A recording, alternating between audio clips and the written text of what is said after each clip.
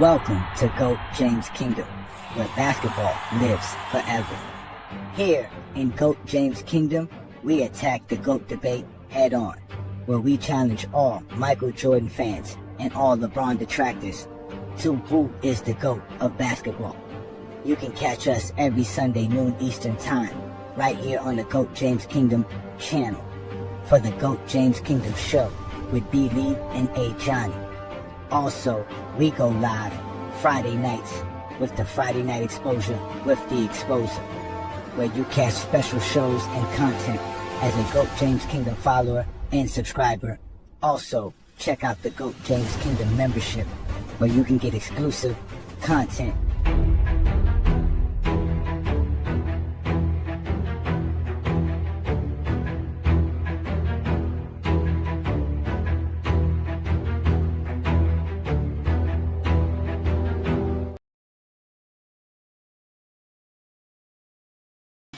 I know some real niggas that really get at niggas. Like niggas ain't like that fake internet shit. Niggas ain't really on that for real. Like all that lying, bro, you can't where I'm from, you just can't be lying on niggas.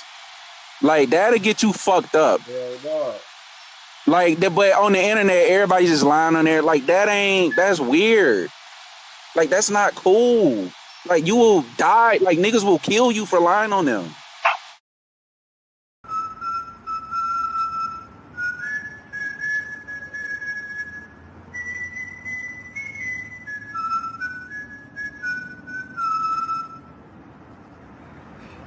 Hey, yo, Lester here, babe. You come at the king, you best not miss.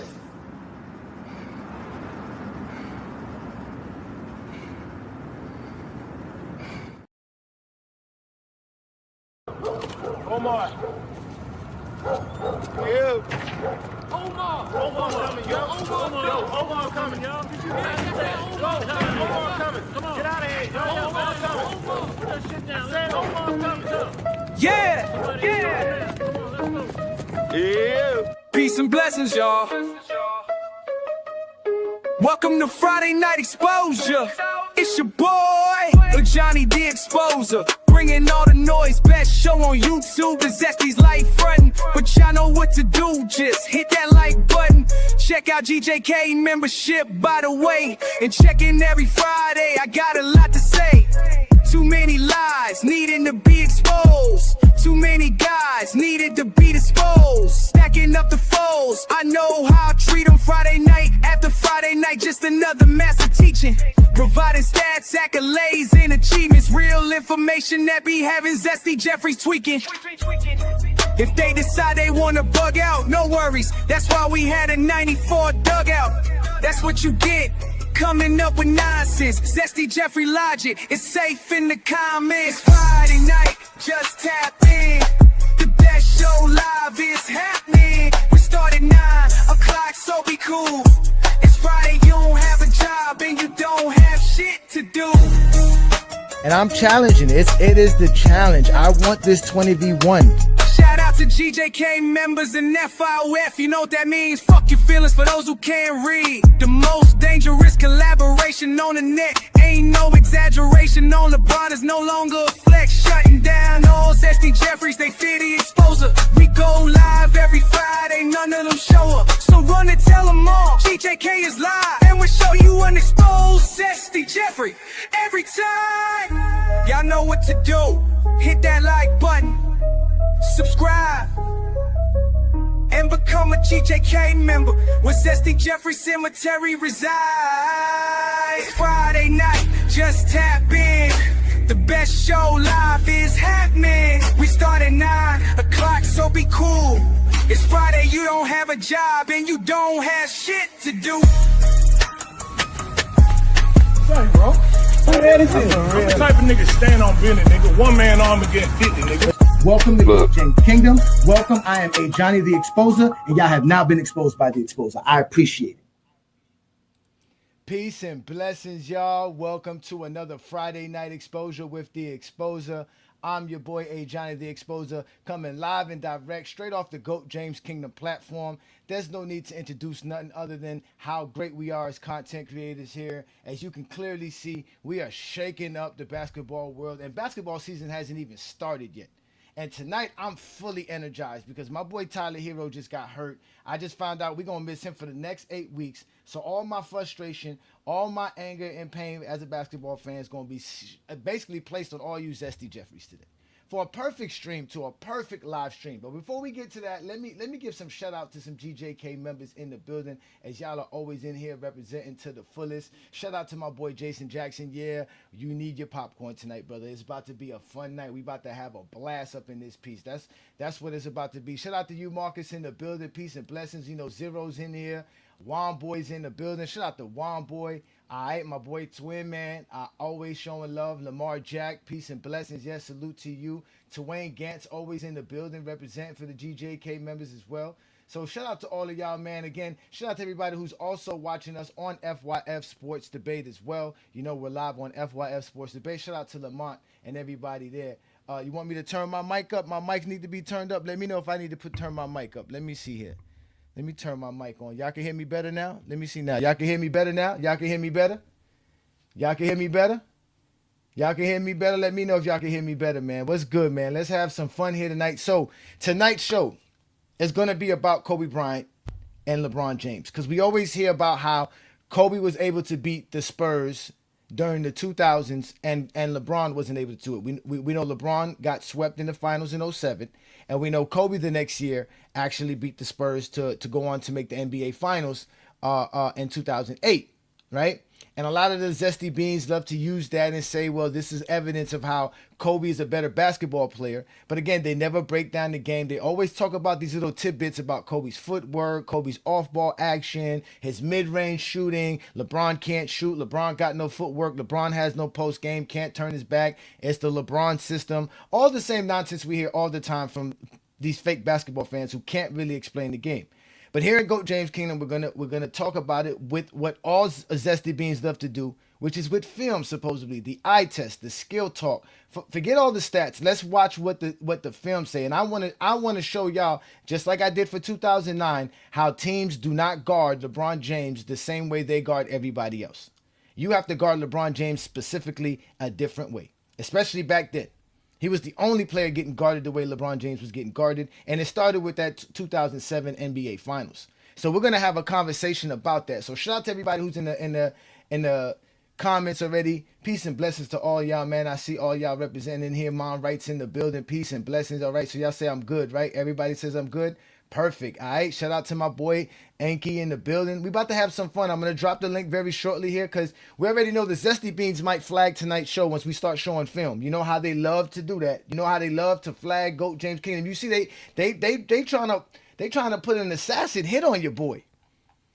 I don't know if y'all heard this, but these people out here trying to put an assassin up on your boy. These boys are putting contracts on your boy's head for talking basketball. This is why I say these dudes are cowards. Like, if this is what results to basketball talk, then I don't know what to tell you. I don't know no gangsters sitting around trying to talk basketball on the internet every day. They too busy making money, handling their business, not worrying about what Ajani and GOAT James Kingdom and Lamont is doing. That's a fact. But they out here trying to act crazy. They trying to get reckless on me. I don't know why they try to do that. Oh, don't worry about Viz. We got something for Viz. If you're a GOAT James Kingdom member, you should go check out the videos. We already got something for Viz.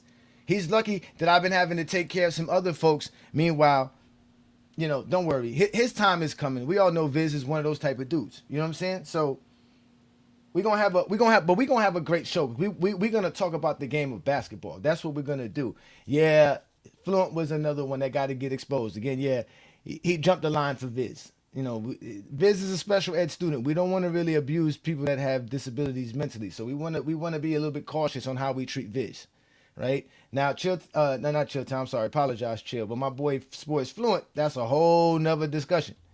We can go at him easily. And then now we got the other dude now too, the other Zesty Jeffrey that's on TikTok. Finally decided that he wanted to come out and say something about GOAT James Kingdom. They're just upset. Again, we keep telling y'all it's a TikTok takeover. Y'all should have never let me and Lamont have an opportunity to go on TikTok. Now we're on TikTok exposing more Zesty Jeffrey lies. Now we're on every platform doing it. We're doing it on YouTube. We're doing it on Facebook. We're doing it on Instagram. We're doing it on TikTok. And according to the dude on TikTok, we're doing it on Twitter. And Twitter, we're nobody at Twitter. We got like 50 followers on Twitter. We don't got nobody who follows us on Twitter. Nobody cares about GOAT James Kingdom in Twitter. We haven't been able to build a following at all in Twitter. Twitter's not our space. That's fine. But we're doing fine on Facebook. We're doing fine on YouTube. We're doing fine on Instagram. And we're doing very well on TikTok. And make sure you subscribe to all of those channels that we have. And also make sure you follow us on all those platforms. And also follow Lamont and FYF Sports Debates as well. But enough with all of this boosting up what we do here on GOAT James Kingdom. Let's get to the crux of the conversation. So this idea that LeBron James didn't have a jumper, was a bad perimeter shooter, didn't have good footwork, couldn't post up, and that he was just forced to shoot jumpers. This is what people tell you about LeBron James in the early 2000s or in the 2000s, not early, but the mid 2000s, late 2000s. This is what they say, especially around 2007, 2008, 2009. They think LeBron James couldn't shoot the basketball. We all know those are all lies. Those are all false, right? So first, let's get to this idea about the Spurs, right? So first thing we got to do is we got to talk about the Spurs. This is who the Lakers had to face in 2008. Okay, this is the roster for the Spurs. Now off the top, they are always disingenuous. As you can see, they are very disingenuous about the San Antonio Spurs team, right? If we really take a look at it, right, you see you got Tony Parker's the starter, Ginobili starting, Bowen's is starting, Alberto and Tim Duncan is the starting five, right? But in 2007, if we go to 2007 NBA Finals and go to the starting five for the 2007 Spurs, who won the NBA championships, the starting five for this team here was Tony Parker, Manu Ginobili, Bruce Bowens, right? And I believe it was Robert Horry and Tim Duncan, because they're not giving me the starters for the game. They're just telling me who played the most. Hold on, wait. Let me see. Hold on, wait. There it is, right here. Hold on, wait. There it is. Okay. So, yeah, no, it was Michael Finley. My bad. Michael Finley was the starter. So they had Tony Parker, Michael Finley, Bruce Bowens, Alberto, and Tim Duncan. Those were the difference between that. So you have Michael Finley, which is obviously, I guess, a little bit older, obviously going into 2008, not good enough to be a starter. Not to mention the guys in rotation, everything changed in the rotation, right? So that's who basically the Spurs were in 2008. And what was Kobe Bryant's team, right? This was Kobe Bryant's team. Kobe was going out there with Derek Fisher, right? Kobe Bryant, Lamar Odom, Radmanovich, right? And Paul Gasol. This is who Kobe was coming out there with to play versus the San Antonio Spurs in 2008. So now we got to ask ourselves, is this team better than what the Cavs was putting out in 2007? Is this starting five better? We already told y'all and proved to y'all that the actual Lakers were a better team. We already proved that to a lot of these SDBs. They never accept it, right? They never accept those truths. They always want to bring up lies about how Kobe was out here by himself winning championships back to back and making the finals. But we all know that the Lakers made a lot of great moves in 2008, right? So the question is not whether or not the Lakers were a better team or not. The real question is, and what we're going to have a discussion about tonight is in reality, is how did they play Kobe Bryant? That's what we want to know tonight. We want to know, how did they play against Kobe Bryant? What kind of strategy were they doing against Kobe Bryant? That is going to be tonight's program. And remember, they love to say stuff about Kobe Bryant off-ball action, right? Off-ball this, right? But if we take a look at Kobe's off-ball action, like I always tell y'all, I've never understood how y'all praise players off-ball running around without a basketball. I never understood how y'all do that. That never made sense to me, right? Because if you're not getting any screens or running around screens, you're really not doing anything. It's very easy to guard. And I'm going to explain that to you. As you can see here, we get to this point here, Lamar Odom bringing up the ball, some that LeBron James didn't have in 2012. Two other guys that can help bring up the ball and facilitate the offense. LeBron James didn't have that. They had Derek Fisher and Lamar Odom. As you can clearly see, Lamar Odom gets the ball. And let's watch what Kobe does here. Let's see Kobe's off-ball action. Here, look. Let's see, look. Kobe can't get the ball. Where's this off-ball action that they talk about for Kobe? Look at this. Look at it go. Where's Kobe at? Look, if nobody doesn't find you, look, Kobe's not getting nowhere. A turnover.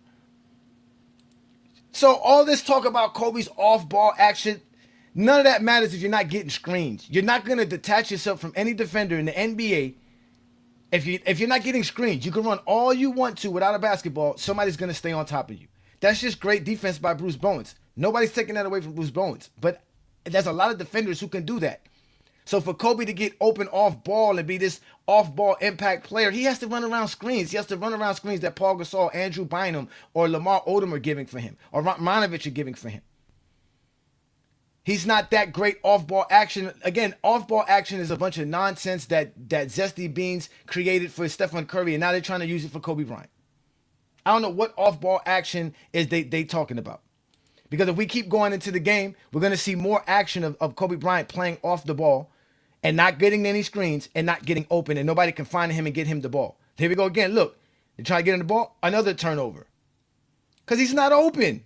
They're trying to find a way to get him open. He's not open. He's not getting open off the ball. And those are the things that you guys don't want to talk about when we talk about the game of basketball. Actual real film, real study. Y'all tell me to go watch the games. I go watch the games, and like I said, within minutes in the game, I see Kobe running without the ball and can't get the ball. So obviously he's not that much of a threat. And we watched the Lakers have 2 turnovers trying to get him the ball off the ball without setting screens for Kobe Bryant. So that's obviously not what the Lakers draw up. That's not what Phil Jackson drew up. They couldn't execute because Kobe can't get open off the ball. So all these lies they like to bring up. But as you can clearly see there, they got Bruce Bowens guarding Kobe Bryant. They got Bruce Bowens guarding Kobe Bryant. Which you should, because Bruce Bowens is an all-league defender still to that day. And you need somebody to shut Kobe Bryant down. Kobe Bryant is Kobe Bryant. But again, all this talk about off-ball action, those be all lies. Those be all lies. All lies to the umph degree, right? But they don't want to accept that. That's not what they want to accept. You see what I'm saying? Shout out to you, Iron Man. Listen, I'm just getting started because I got film. Kobe did nothing to us. Kobe did nothing to us. It's the Kobe fans. You got to ask yourself, what did LeBron do to Kobe that got y'all so upset? What does us LeBron fans did to y'all that y'all so upset? Y'all the ones who be upset, always talking nonsense, always bringing up stuff that got nothing to do with nothing, always trying to compare Kobe to LeBron. Peace and blessings, brother. Shout out to you. Peace and blessings. I mean, Bruce Bowens probably should have won Defensive Player of the Year, but he could play that kind of defense when he has Tim Duncan behind him, right? And a good defensive strategy, a good team philosophy, a very disciplined team. Defensively, that's what the Spurs were. They say they know. They say we don't watch the games. That's what they claim. That's what they claim. Mon Rice says that they live by the eye test but don't believe their eyes watching film. No, they don't. They don't believe their eyes watching film. And this is not to degrade Kobe Bryant. This is just to show how they can't explain any player's greatness. Right? Kobe Bryant's a great player, but they don't know how to explain how great Kobe Bryant is. I don't understand why they have to make up stuff to say why a player is great when in reality they have enough on their resume to state why they're great players. But we always tell you the only reason they do that because Kobe's career is not enough. His resume is not enough. Same thing with with Jordan. Their career is just not enough for them to be placed where people want to place him at. And that's the problem. That's one of the worst things ever. So, okay, yeah, you know we can't play the games. You know we can't play the games because we'll get flagged for watching these type of games. We can't do that. So don't try to get tonight's shows flagged. But I got more for you because again, there's no reason to be upset. Kobe Bryant played well. They won this series. So it's not like I'm saying Kobe Bryant played bad. Again, we're just watching film to watch and see how the Spurs guarded Kobe Bryant compared to how they guarded LeBron James. That's all we're looking at. There's no comparison here. We just want to see how they guarded him because my stance is that LeBron James is guarded differently. He's not guarded the way they guard Kobe Bryant. LeBron James is the only player, when I show you the film on how they guard LeBron, he's the only player they guard like that. And especially in that part of the NBA history. The NBA was lucky LeBron James never got a chance to play in the legal defense NBA, where they restricted the zone. LeBron James would have been dominating the NBA. It would have been murder for the NBA. It would have been nightmares. And he had to learn to play through all of that. Yeah, Marjanovic didn't play bad. Yeah, Ariza was hurt this series, I believe. He didn't get a chance to play in the postseason. Right? So, but at the end of the day, again, we're here to watch how they played against Kobe Bryant. How did they play against LeBron James? That's the whole concept that we want to do tonight, right? We want to watch how they played Kobe Bryant, right? So here we can clearly see again the Phil Jackson offense, triangle offense is brilliant. Let's watch the offense in play, and let's watch how the actual Spurs defended, right? Let's watch it. So we got Lamar Odom on the top, and you see Kobe Bryant on the right wing, right? So let's see how they guard this right now. So let's get into the action. Hold on, let me back it up a little bit. So let's get into the action, right? So here we go. You talked about their shooting. They missed some point-blank shots. Here we go. We're going to watch how they try to get Kobe the ball. So look, Kobe comes across the lane. And look, a great job by Bruce Bowens to get Kobe out as far as he can. Kobe's not going to catch the ball very close to the basket. But let's watch how Kobe's back to the basket game goes. So he gets the ball here. Let's see how the Spurs. Remember how we showed you how the Orlando Magic's covered LeBron James in this situation, right? And how different they guarded Kobe in that situation, right? In 2009. How where Tim Duncan is located at, he would easily come to the strong side. He's not going to stay on that weak side. So obviously you can see right there, Tony Parker is playing around. He's hesitating, but obviously Marjanovic is going to pull him away because he wants Kobe to get that one-on-one action with Bruce Bowens. So let's see what happens here. So Kobe waits. As you can see, Tony Parker waits. And look, Kobe gets a clear side of the basketball floor to himself. And right here, he gets a chance to attack. He takes his time. He goes to the paint, gets in there, gets a good pass, good play. So Kobe gets a chance to get to the basket, attacks. He draws the defenders, finds Paul Gasol. Paul Gasol finishes tough. That was great by Kobe Bryant. But we can clearly see it was one-on-one action. It wasn't until he got to the basket that they decided to close in on him, which he was able to make a good pass. Right? Let's watch it again. They're going to run almost the same similar action for Kobe. But they're going to run to the other sideline. Now look at this again. The same scenario. Kobe Bryant is playing one-on-one basketball. Tim Duncan is on the weak side. Right? They're going to clear out the floor for Kobe Bryant. As you can see here, look again. Look at Derek Fisher. Right? He's trying to clear out the space. Look where Tony Parker is, and look what Kobe does. Kobe takes a contested shot and doesn't make it. Right? But the key thing we need to look at in this situation is where Tony Parker's played. You see Tony Parker's at the mid part of the nail, which is the mid part of the free throw. Right? He doesn't stay on the elbow.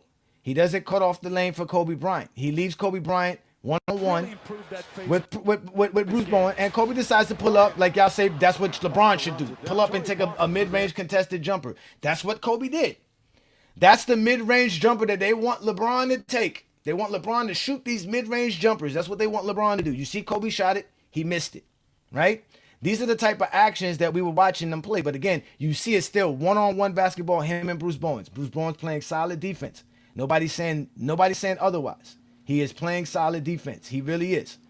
But let's continue and let's pay attention. Listen to what they say about guarding Kobe Bryant as well when we talk about watching this. But let's watch some more of this film right here.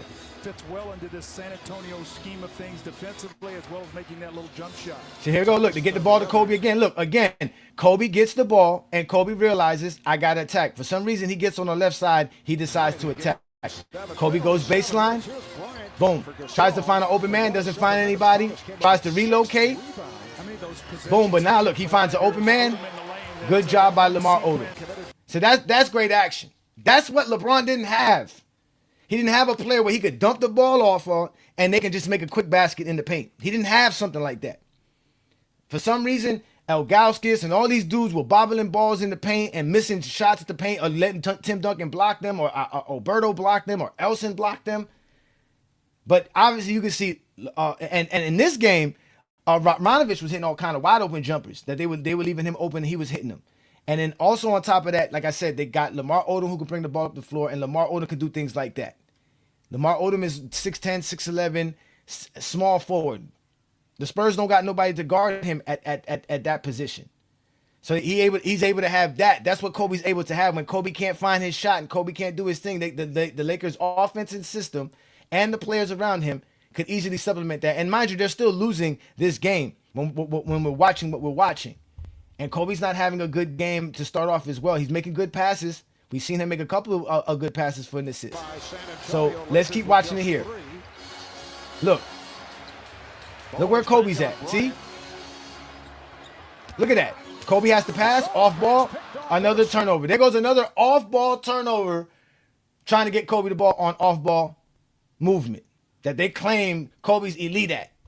But they're going to blame the passer, right? Like we always tell y'all, it doesn't matter what you do off the ball. Whoever's passing you the ball has to be able to pass you the ball. That's what we always tell y'all that. We tell y'all that about Stephen Curry. Stephen Curry can run around all the hell he wants to, but if nobody's screening for him, he ain't getting open. And if nobody can get him the ball, he ain't never going to get the ball to shoot it. So he can run all day long. If the person can't see him and can't get him the ball, what's the point? So the real playmaker is the passer. The real playmaker is the screener, not the guy running around off ball like y'all try to make it seem. But that's what y'all don't want to understand. But let's pay attention. Now watch what the Lakers do now to get Kobe the ball in a good position. Look where they get him the ball right here. Look at this. Look where they get him the ball. Closer to the thing, 2 dribbles, boom. Now watch what they say here, ladies and gentlemen. Listen. That's my fault. Popovich does not want him to crowd him. He said, I want you to make him make shots. Well, Bowen takes everything as a personal challenge. He's got to back off him and make him shoot the jump shots. You heard him say that.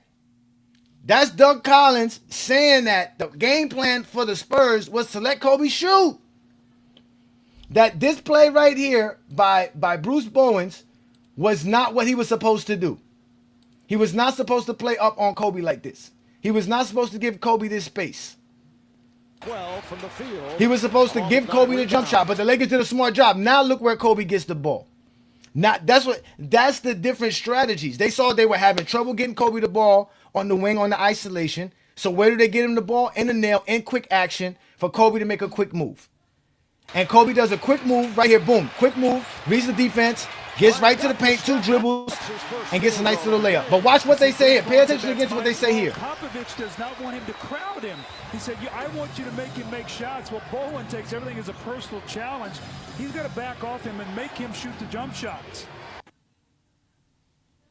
That was the strategy. Make Kobe shoot.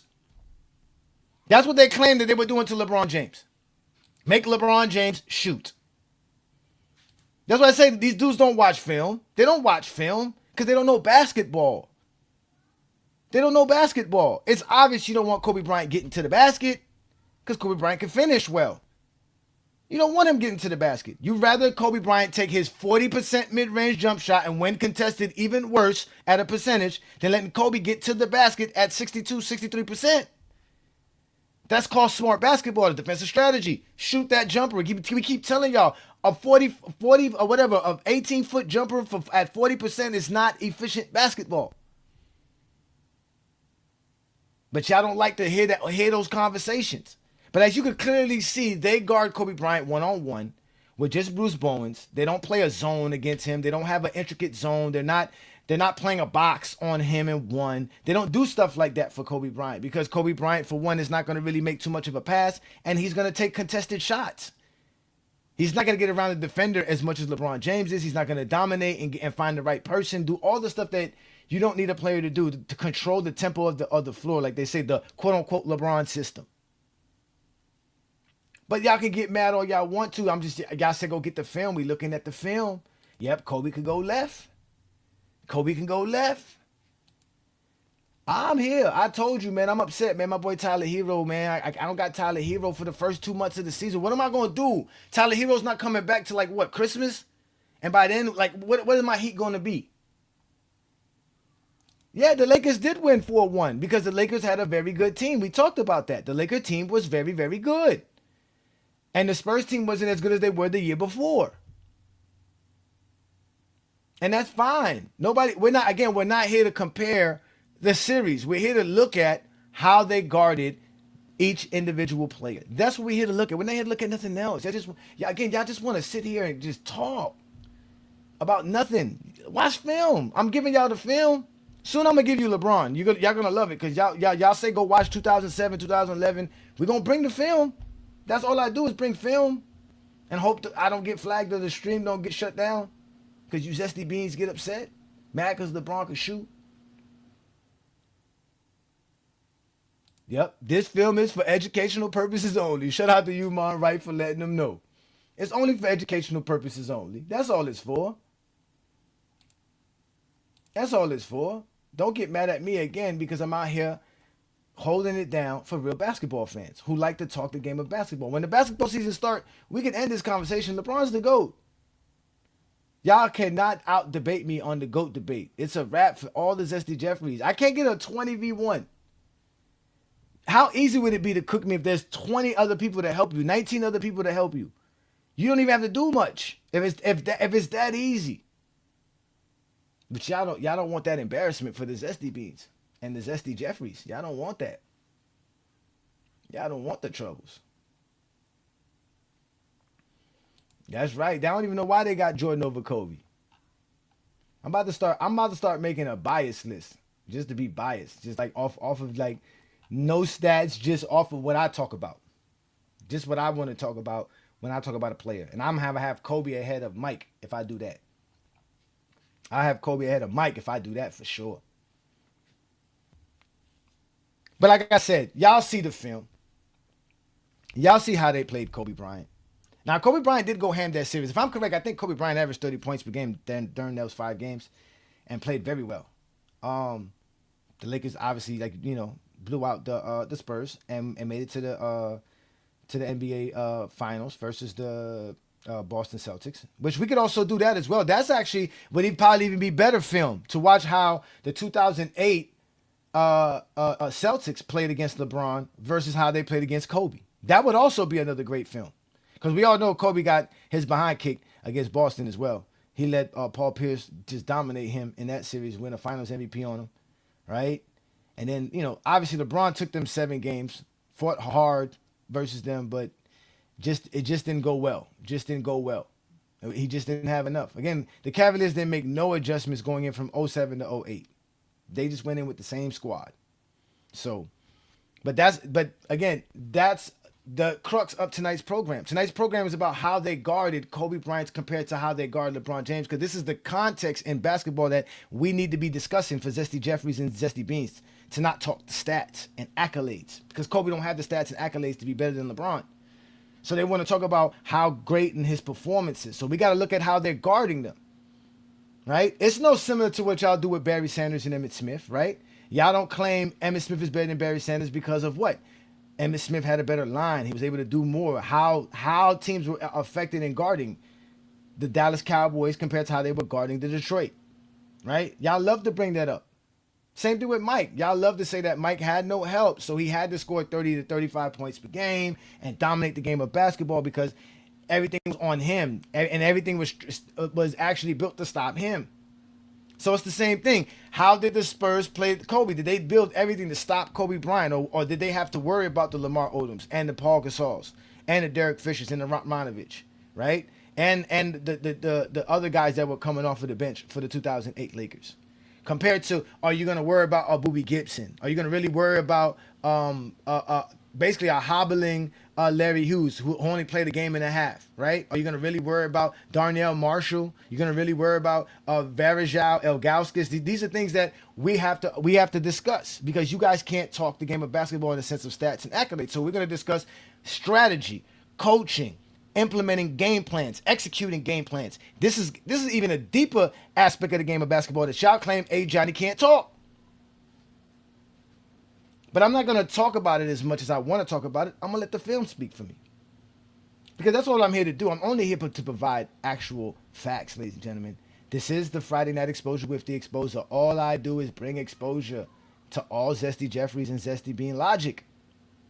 That's all I do. That's really all I do, right? But hold on, let me pause this, because I really don't want y'all to get a little bit too construed with tonight's program, right? Because we're gonna watch this this whole scenario come up right here, right? This is one of LeBron James's first shots that he takes. And we're going to watch and see if LeBron James is really not, he's really not, what's it called, right? If he's really not a jump shooter, if he's really scared to shoot the basketball. Were they really letting him just shoot the ball? Were they just really forcing him to shoot the basketball? He gets to the rim again. We're gonna get here to LeBron. So here we go. Off the top. Look how they leave the guy wide open to the right. I don't even know who that is. I think that's Sasha Papovich. Look how wide open he is. Look how wide open he is. Why is Michael Finley not even guarding him? Completely helping Bruce. Bruce Bowen understands this. Bruce Bowen knows he has this help behind him. And why they're not giving LeBron James this jumper? Why is Bruce Bowen playing LeBron James 25 feet from the rim? Why? And again, they're not even guarding the man on the right corner. They're not even guarding him. And y'all wonder why they say go stick somebody in the corner, because you have to go guard him now. You have to make defenses go guard this man. So let's watch what they do. So obviously LeBron gets to the screen right here from Gooden, and obviously they double team him. But look what LeBron has. Look at the space LeBron James has to dribble the basketball, right? But look where Michael Finley is. He helps them because he's basically guarding the paint alongside Tim Duncan. LeBron's gonna get around everybody. And look, he gets here and he pulls up for the jumper that y'all say LeBron James is scared to take and doesn't want to take. Like, that's what y'all said. LeBron James doesn't want to shoot these type of shots. These are not the shots LeBron James is good at. Is that what they wanted him to do? To shoot one of those? Because that's like a 10-foot jumper right there, fadeaway. And again, look, there's 4 Spurs in the paint. There's 4 of them in the paint. There's 4 Spurs in the paint. Look how many wide open Cavaliers are there. Right? But y'all said let's watch the film. So again, let's break it down. Let's watch it again. As LeBron James breaks down the defense, look. Boom.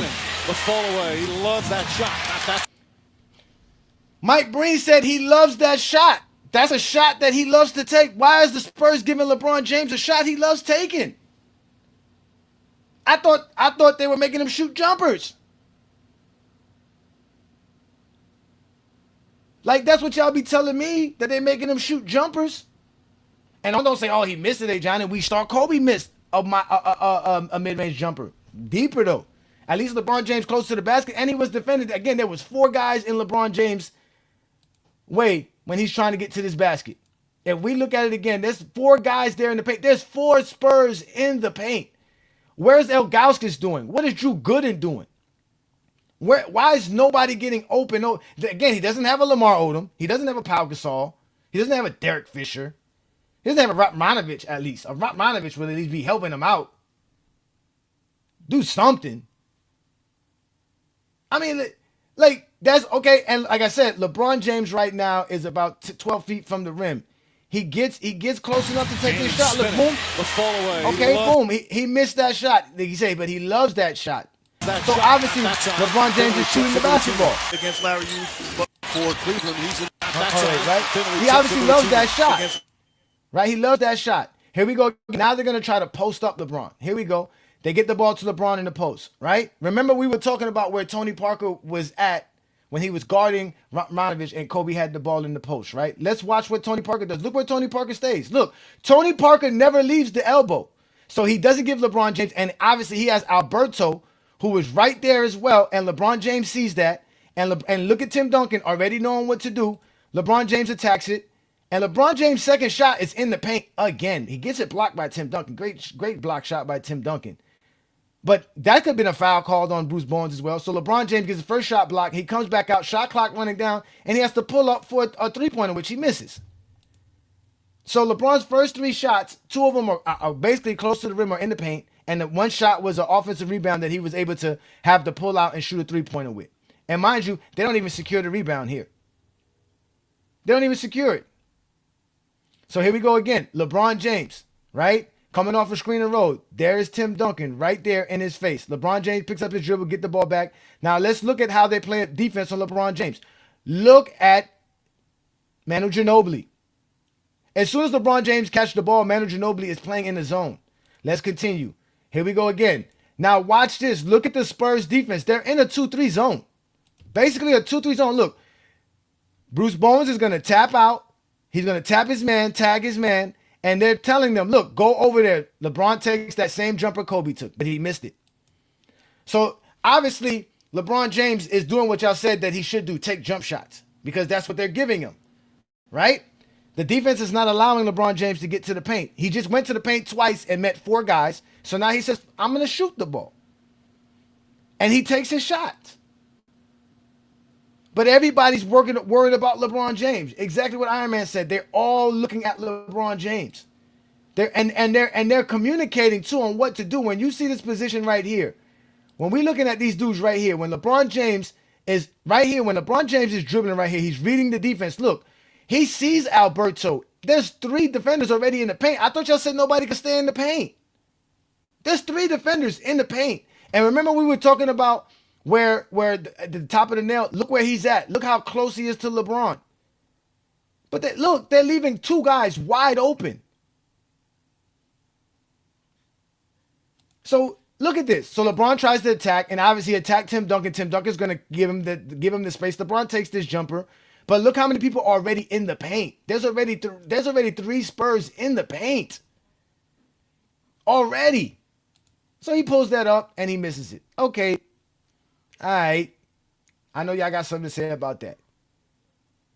But again, LeBron James is playing the game the way he normally plays.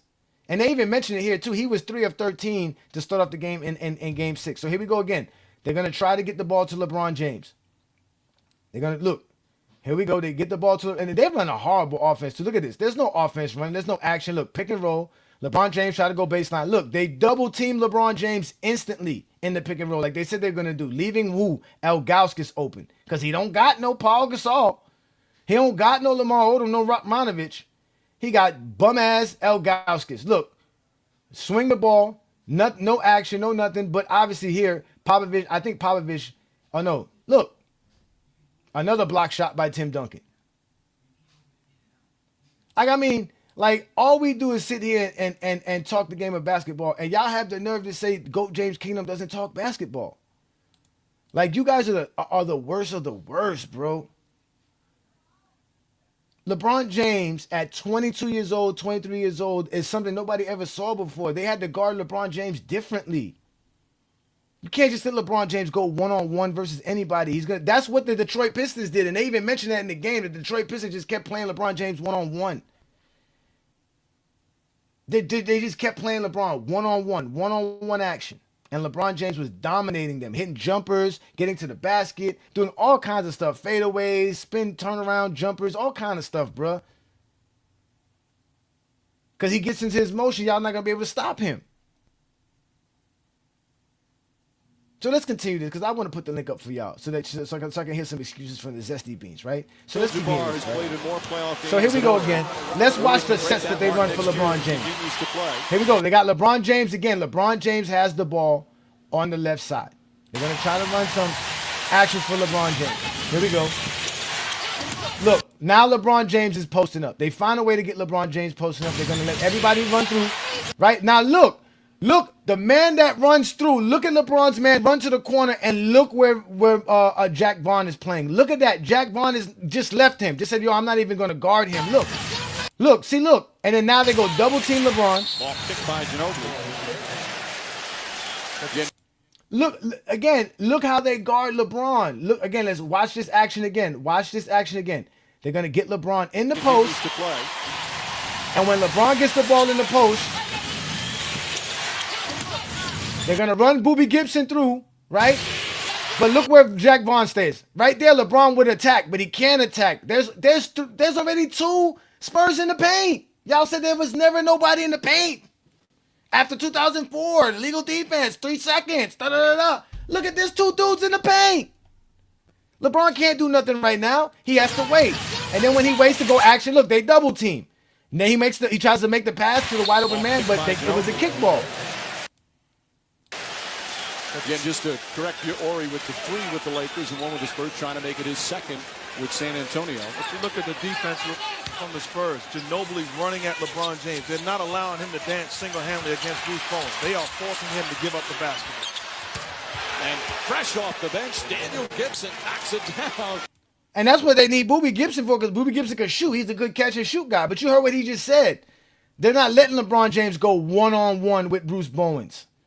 They're getting the ball out of his hands because he could cook Bruce Bowens one-on-one. He's not like Kobe. They let Kobe go one-on-one with Bruce Bowens. Let him go one-on-one with him. You heard what the man said. They're not letting him go one-on-one because LeBron James one-on-one is the most deadliest player in basketball history, bro. Y'all don't know basketball, man. All y'all do is lie. Then get mad at me.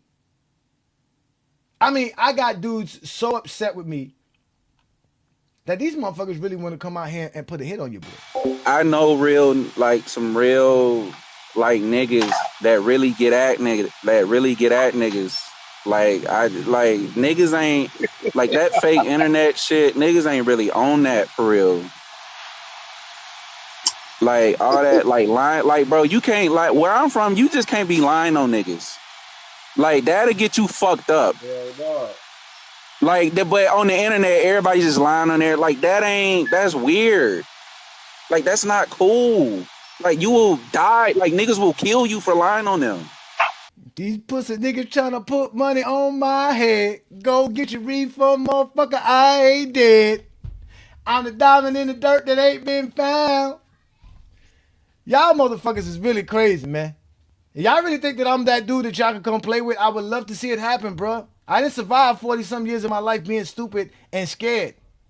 Tell you that much. Shout out to Wild Boy in the building. Peace and blessings, brother. What they do, brother. What they do. Damn, I don't know what. The nigga. What, the question is, what you do, man? You gotta like this, man. Next time you start going on other panels, it's like you gotta go. It's like, you know what I'm saying, when you was young, you was with your homie, you slide to another girl. If she live in a different borough and some politics, you like, yo, man, come with me. You know what I'm saying? So that's how it is up with you now, man. I'm like, who is dude? Like, damn, over basketball? Like, damn, man. They just don't like the way we talk basketball because we talk it the right way. You know what I'm saying? You can't get us with the narratives and all that. And we pull up the film.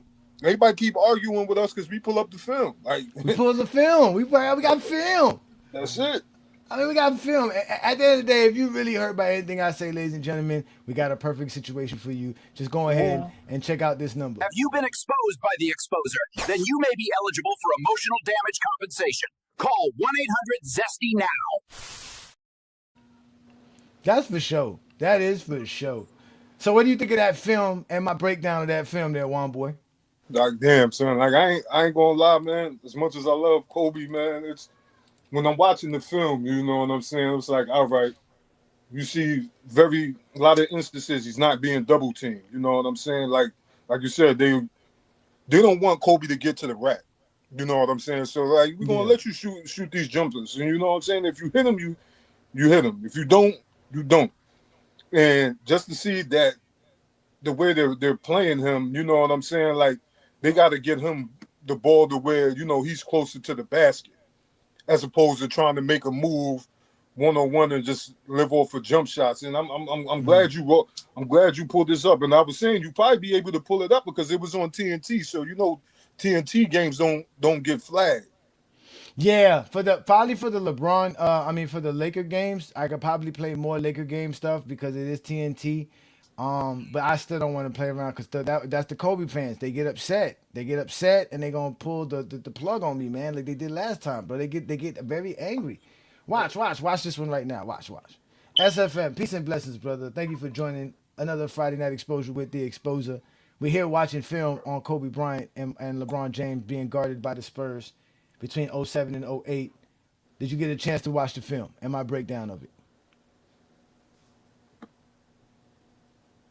SFM, are you there? Going once, going twice. Sold. Let's bring up King Rose Speech then. King Speech Rose in the building. Shout out to King Speech Rose. Y'all make sure to subscribe and follow King Speech Rose as he is trying to collect a group of Zesty Jeffries to counteract everything we do here in GOAT James Kingdom. But we all know that's impossible. Shout out to you, Ishmael. Peace and blessings, brother. But obviously, we watching film. I'm not talking stats. I'm talking actual basketball, sir. Mm-hmm. So what is the issue?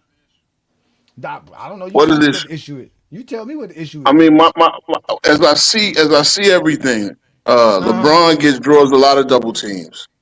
Why is he not passing the ball? Isn't he an expert passer? Why isn't he Oh, making another 20-point scorer with all the double teams? oh, he does. He does try to make a lot of passes, bro. He does. I got more film. I could show you a lot more. It was bad, bro. There was a lot of times he got open guys. They just couldn't make the shots. He had a couple of turnovers trying to get guys the ball. Just right there on that one play at the end, and when they were talking about it, he got a kick ball from Ginobili trying to get the ball to the open man. He does make the pass, but he didn't have teammates good enough to hit the shots. The Spurs knew it, and they was like, we're gonna rely on that. Instead of letting LeBron shoot, they were like, no, we're gonna let those other guys shoot. And Okay. you don't even want to know it even worse, bro. There was a moment in the game. I think Mike Brown forgot what team he was coaching. So like you do, is everybody else's fault. It's everybody else's fault. No, For I didn't say it's LeBron. everybody else's.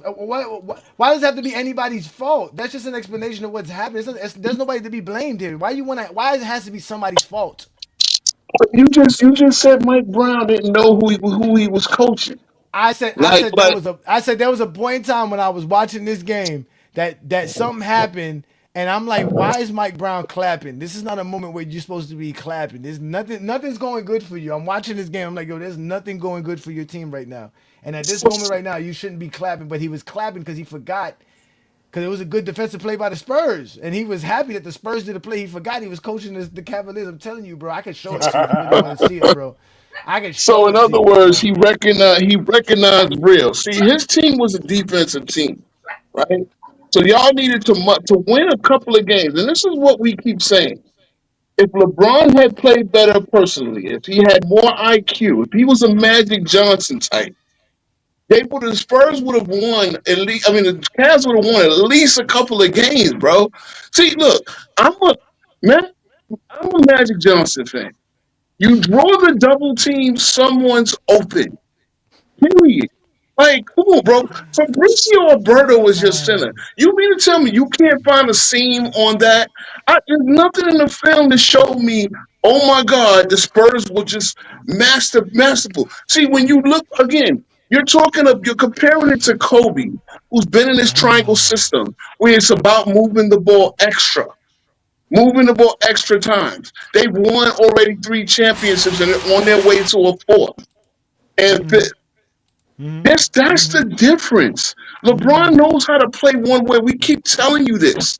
LeBron knows how to play one way. It's the drive and kick. It's no extra passes. It's no cutting without the ball. It's no making yourself, finding someone else. So finding yourself somewhere to free yourself up so you can hit maybe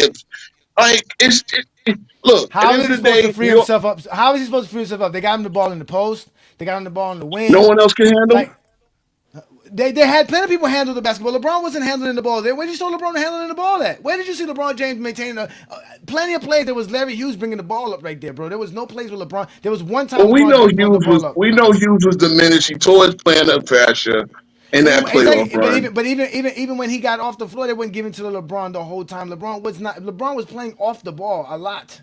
They just don't run no good actions. They don't. The Mike Brown did not have a good offensive system. Especially in 08, I mean 07, they were predicated all on LeBron James, getting them their shots, getting them open jumpers and everything. Everything was LeBron James. Didn't Mike Brown try to run a lot with the Spurs ran, being that he was a former Spurs Yes, assistant? he basically ran their playbook. That's why they were able to defend. And let's just keep it real. LeBron and the Cavs were not adept at running it. They're not adept at extra passing. They're adept at one pass. Like how they're not adept at passing. It's the team. It's the coaching philosophy. You move the ball. It's not hard to move the ball, bro. Okay, but this is my thing. If he drew as much triple and double teams as you say. Yes, because the other guys are horrible. The other teams know it. Why am I guarding Boobie Gibson? Why am I guarding Sasa Papovich? Why am I guarding Darnell Marshall? You mean the same Boobie Gibson that dropped 31? Exactly. That's why he dropped 31. How many times can he do that though, bro? He can't do that every game. You can see he didn't do it in game 1. He did it in game 6. This is game 1. What did he do in game 1? My Lord. This narrative has to stop. This nigga scored 31 points one game. The next game he didn't do shit. What do you want him to do? I don't get this. Kobe didn't play the Spurs one time. He played the Spurs 7 times in his career. Well, we are Kobe talking about the Kobe never. without Shaq. We're talking about Kobe without Shaq. And when Kobe Okay, without Shaq, even without Shaq, he only he played played them. He him. only played them twice, I believe. I think once. Okay, but Kobe never. And the key, you keep talking about Shaq as if Shaq is the only thing.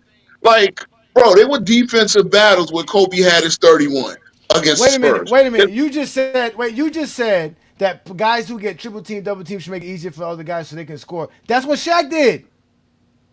Okay. No. Shaq wasn't always double team, triple team. Y'all make it. Come on, man.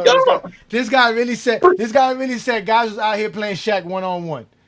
And you're gonna get cooked. That's why. Exactly. Shaq, that's why he was averaging 35 and 16 in the finals versus Philadelphia, because they did the same thing. They were gonna guard Shaq 1-on-1 and got cooked with the best defender in the league and Mutombo.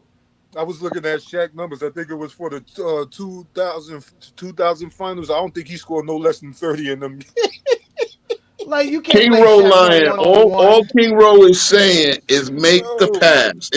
It's simple basketball. If you're that open with a triple team, when somebody being triple team, making a 15-footer, 10-footer, whatever, find seams. Show us the high IQ that they claim you have. I'm glad he mentioned bro, that. There's no we was Kobe's passing IQ when his shot wasn't falling in 2000. Look at the Tell me. Look right now. Look at the offense. Who's setting up the offense? Is that LeBron James?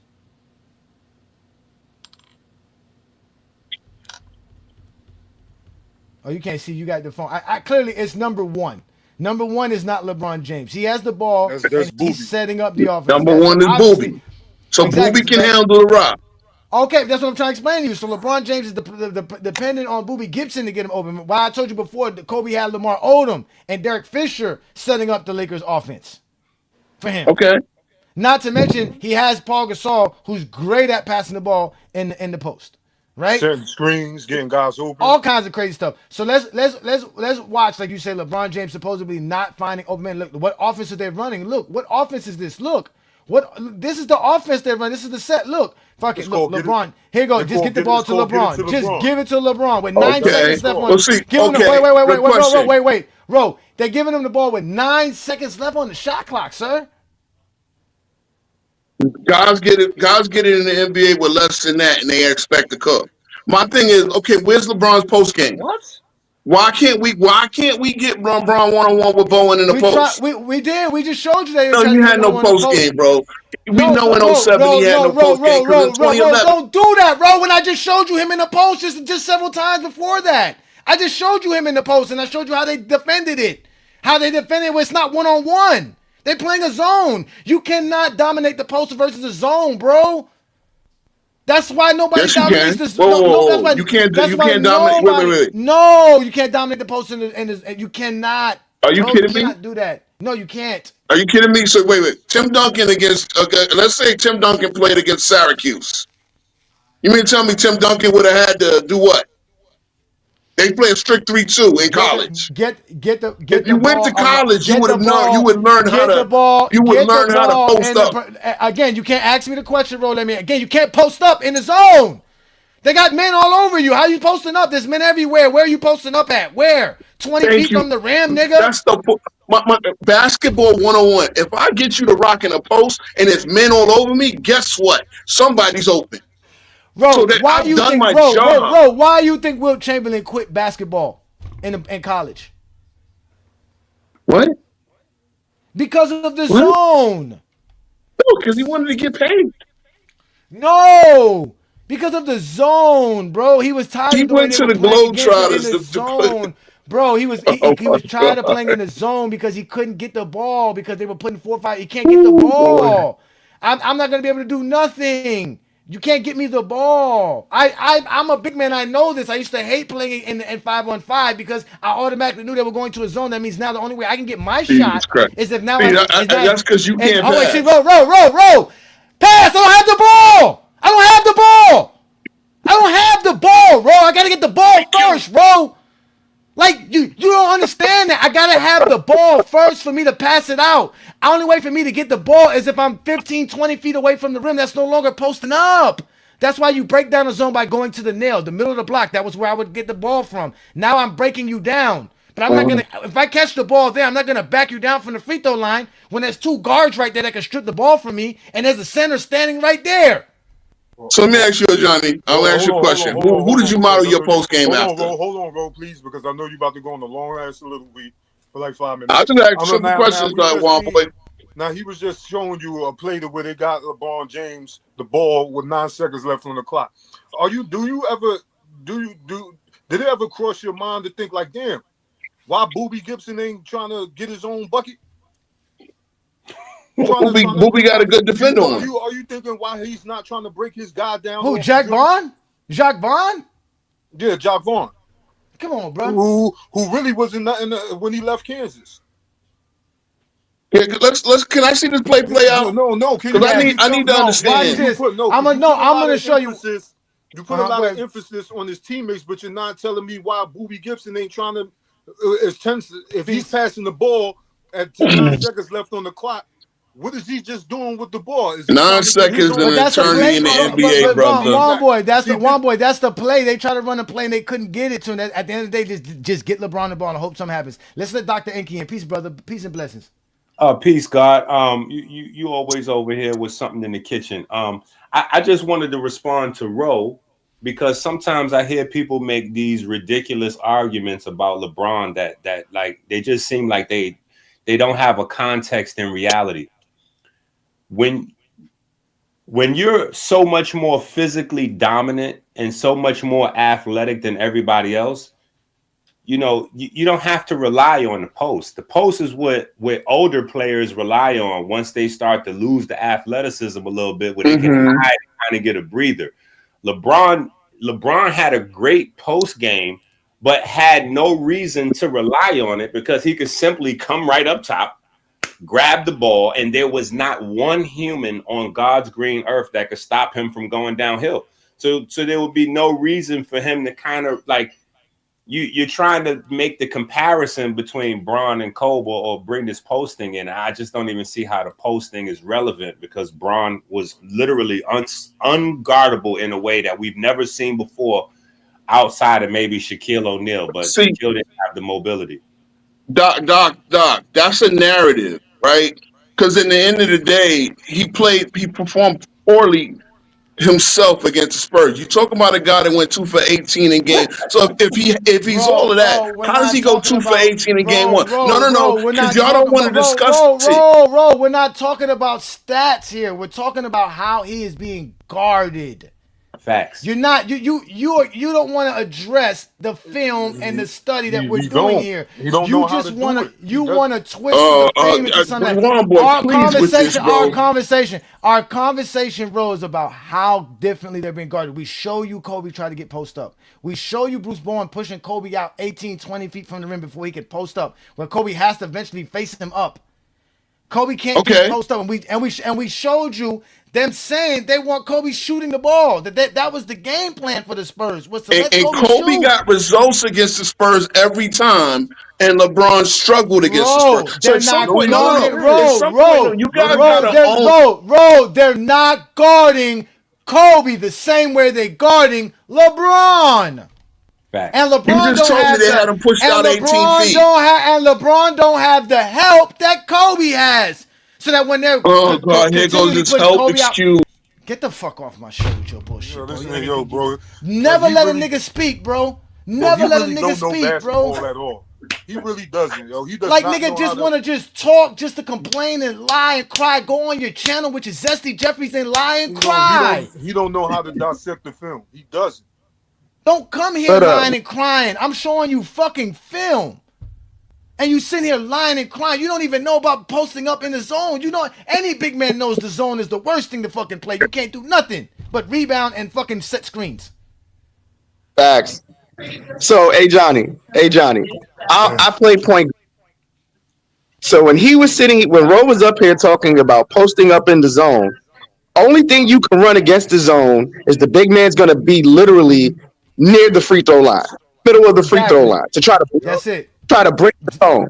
So as soon as they give you the ball, as soon as they give you the ball, me as a guard, me and the shooting guard are going to collapse on you. That's immediate. As soon as you get the ball there, we're trying to collapse on you so we can try to force a turnover, so we can force you to what? Pass the ball. We're not going to let you operate in the middle of the zone because we're not going to, the zone is based on not allowing you to go one-on-one. So when he's sitting here talking about posting up out of the zone, that's not a thing. Like, what is he talking about? That's not a thing. So right now you got the video up. Right there, right on the other side of the free throw line is where you would be standing. Basically, I'm going to be standing. That's like what we're watching right now. It's like a 3-2, like a 3-2 zone. Right. And the way to break it down is to get that guy right there at the nail. You get him right there at the nail. The defense has to collapse. Right. Somebody have to leave somebody open to do that. Right. Now it depends on. It depends on whether or not I'm even allowing you to turn. Now, me as a guard, I know if I'm leaving the other side of the floor open. I'm leaving the far side of the floor open. That guy over there, I'm trying to have you throw the most difficult pass possible. I want you to throw a cross-court pass. Hoping that, again... Listen, we should not even be doing this. Twin man, we should not even lead to this. This is what I said. Remember I started the show by telling y'all that this is the deepest aspect of talking the game. Like they like to say, no stats, no accolades, just film study, game plan, game film, game strategy, how it's executed, how it's not executed, right? This is what Sharon Wright was saying. Shout out to Mr. Wright. He was saying how if you play church league basketball, you could talk basketball. Because this is something you learn while playing church league basketball. The 3-2 zone. You learn how to run this is simple shit. Yeah. This is simple shit. This is nothing new. This is what dudes run on the courts because nobody's trying to chase nobody one-on-one basketball. Right. So maybe it might be different today because people could shoot, but nobody's playing one-on-one basketball. You're playing a zone, that means automatically it's moving the ball, finding the open spot on the zone. That's it. Right. It depends on what you're not going to guard LeBron. The way they was guarding Kobe with just Bruce Bowen, you're not doing that with LeBron James. You're not. Yeah, LeBron. You're not. Yeah, because Kobe's only looking Bowen down. LeBron had. He's going to back Bruce Bowen down because he's heavier than Bruce Bowen. He's heavier than Bruce Bowen, so he can back Bruce Bowen down. You got to run some type of zone. Get a double team on LeBron immediately because if he's in a one-on-one situation, we've seen him run around his man and get to his spot or go for a dunk or a layup. So why are we pretending like you're going to guard Kobe and LeBron the same way? Makes no sense. I mean, they're two different players. It's also the fact that you have to. So not only is LeBron way stronger and bigger than Kobe, but then also you have to play against his passing ability also because his passing ability keep you honest. LeBron will make the open pass even to players that you don't even think that he should pass but a lot of times he'll pass the ball to keep the defense honest. So not only do you have to play LeBron and watch for his athleticism, but you have to watch for LeBron being able to make the right play or the open pass, which keeps the defense even more honest. So yeah, but the zone would slow that down though, because the zone covers the pass and it covers the drive. No, I agree with what you're saying, but Kobe was never that much of a threat in terms of passing as LeBron. Ooh, I wouldn't say that now. Yeah, I wouldn't say that. Because the reason why they want him to be a jump shooter, like Ajani was saying, because they would rather Kobe. Yeah, Kobe can get fired, but if Kobe get other players involved, Kobe was a very underrated playmaker. He's known for taking like Jordan. They're known jacks. They're known jacks, but they're a very underrated playmaker. Like T-Mac, another underrated playmaker that was pretty good if he get his teammates involved. Ajani also acknowledged that he had teammates. So yes, why let Kobe beat y'all or let Kobe spank y'all? Because if Kobe is able to penetrate through the lane and get players involved, because they did have some shooters on that squad, Radmanovic, Sasha Vucevic, I can't remember his name. And if you got somebody out there like Powell and all these guys, if he's getting those other players involved, driving to the rack, that's going to make it even more deadly. So when y'all go into that fourth quarter, that one-on-one situation with Kobe, you already know what's going to happen. So that's why they make it. But listen, Kobe is famous for saying, yo, get it off the rim after I miss the shot. You know what I'm saying? Like Kobe. Yeah, but we talk about the film here, though. We talk about the film here. I'm explaining to what Johnny's trying to make it seem like Kobe's not a good mid-range shooter, which Kobe's is a mid-range shooter, but you were. Why are you saying this, sir? Where did I say this? Where did I say this? Where did I say this? You literally just rewind. Hold on. When you played the part and you rewind it back and said, listen to what he said. You said they wanted Kobe to be a mid-range shooter. I'm explaining to you why they want him to be a mid-range shooter. I'm telling you that the strategy was to make Kobe a jump shot shooter. Yes, and I'm explaining to you why. Wait, no, you're not. I gotta tell you why I said it. Don't tell me why I said it. How the fuck you gonna say why I said some shit? How are you gonna say some shit? I'm trying to educate you. No, don't rebuttal, nigga. Wait till I say what I say for you to rebuttal. How are you gonna rebuttal something before I even say it? You said it in the beginning of the fucking video. What are you talking about, Johnny? Listen, hey John, I'm not even trying. I'm just giving you my point on what he. Hey Herm, I know. I would want to keep. I would rather let Kobe shoot jumpers than let him get to the paint, Herm. I didn't say that. That's what Doug Collins said. That Popovich and Bowens was saying about Kobe was to allow Kobe the space to shoot. They'd rather him shoot the jumper because, again, Kobe shoots at around 40%, which is better than letting Kobe get to the basket at 62, 64, 65%. That's what I'm saying. Right. I didn't say nothing about Kobe as a bad mid-range. I'm telling you, it's bad basketball to think that taking a contested mid-range jump shot is good basketball.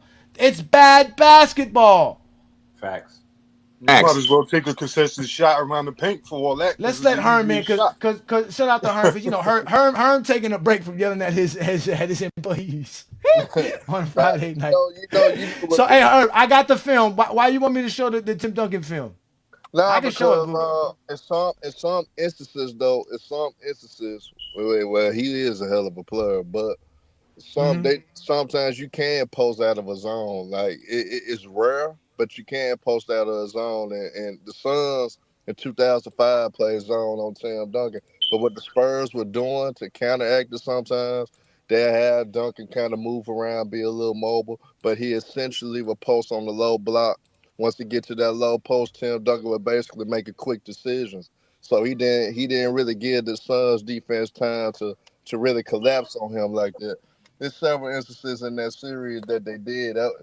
So it doesn't happen often. You primarily don't want to do that. But if you got a skilled enough big man that can pass, that can see the defense coming, that reacts very fast, you can post out of a zone sometimes. Right here though, they're playing man defense right here. Look, that's why he look. Right. They're trying to front him right here, which is horrible. Why would you front him? Because see, right now if they were playing a zone instead of is that Sean Merriman on the weak side? Yeah, and they underside, and that's what I was about to say. He would drop on the strong side to keep this pass from getting there, but he's gonna come late. He's gonna wait when he gets the ball. That's the old school style of basketball. See, he waited for Tim Duncan to get the ball before he went for the double team. He's supposed to go double team Tim Duncan at this point right here. You're not supposed to wait for Tim Duncan to catch the ball. In the air. That's what in the air. Exactly. This is why the zone defense stops the post, because instead of him being on the weak side of the block, and waiting for the double team, he's gonna go double team him now. That you're not gonna get him the ball. That's it. See, look, even Steve Nash doesn't even go help. They're hesitant because they were used to playing old school. Nobody needed to really play zone on a consistent basis, so they had to deal with LeBron James. Here's just great transition basketball. Look, great transition, great transition offense. Get a foul. Tim Duncan goes to the free throw line at 70-something%. Nobody calls him a horrible free throw. Look here, man, look how they run. That's the floppy action. Look, that's the floppy action. That's the famous floppy action, ladies and gentlemen. Y'all know what the floppy action looks like. Here's what it looks like. It's when you set up two big guys, and the guy has an option to run around either screen right here. But they're gonna double floppy. Look, boom, here you go. Doop. Floppy pass right here. Look, 1-on-1, perfect. Boop. What a pass. Great offense. Look, great transition. Yeah, Tim Duncan was. Tim Duncan do that type of shit. Don't give me that Tim Duncan. Look, great pass. Look, offensive rebound. Bang. Here we go. See, look. Wide open. Yeah, because that Suns team ain't play no defense.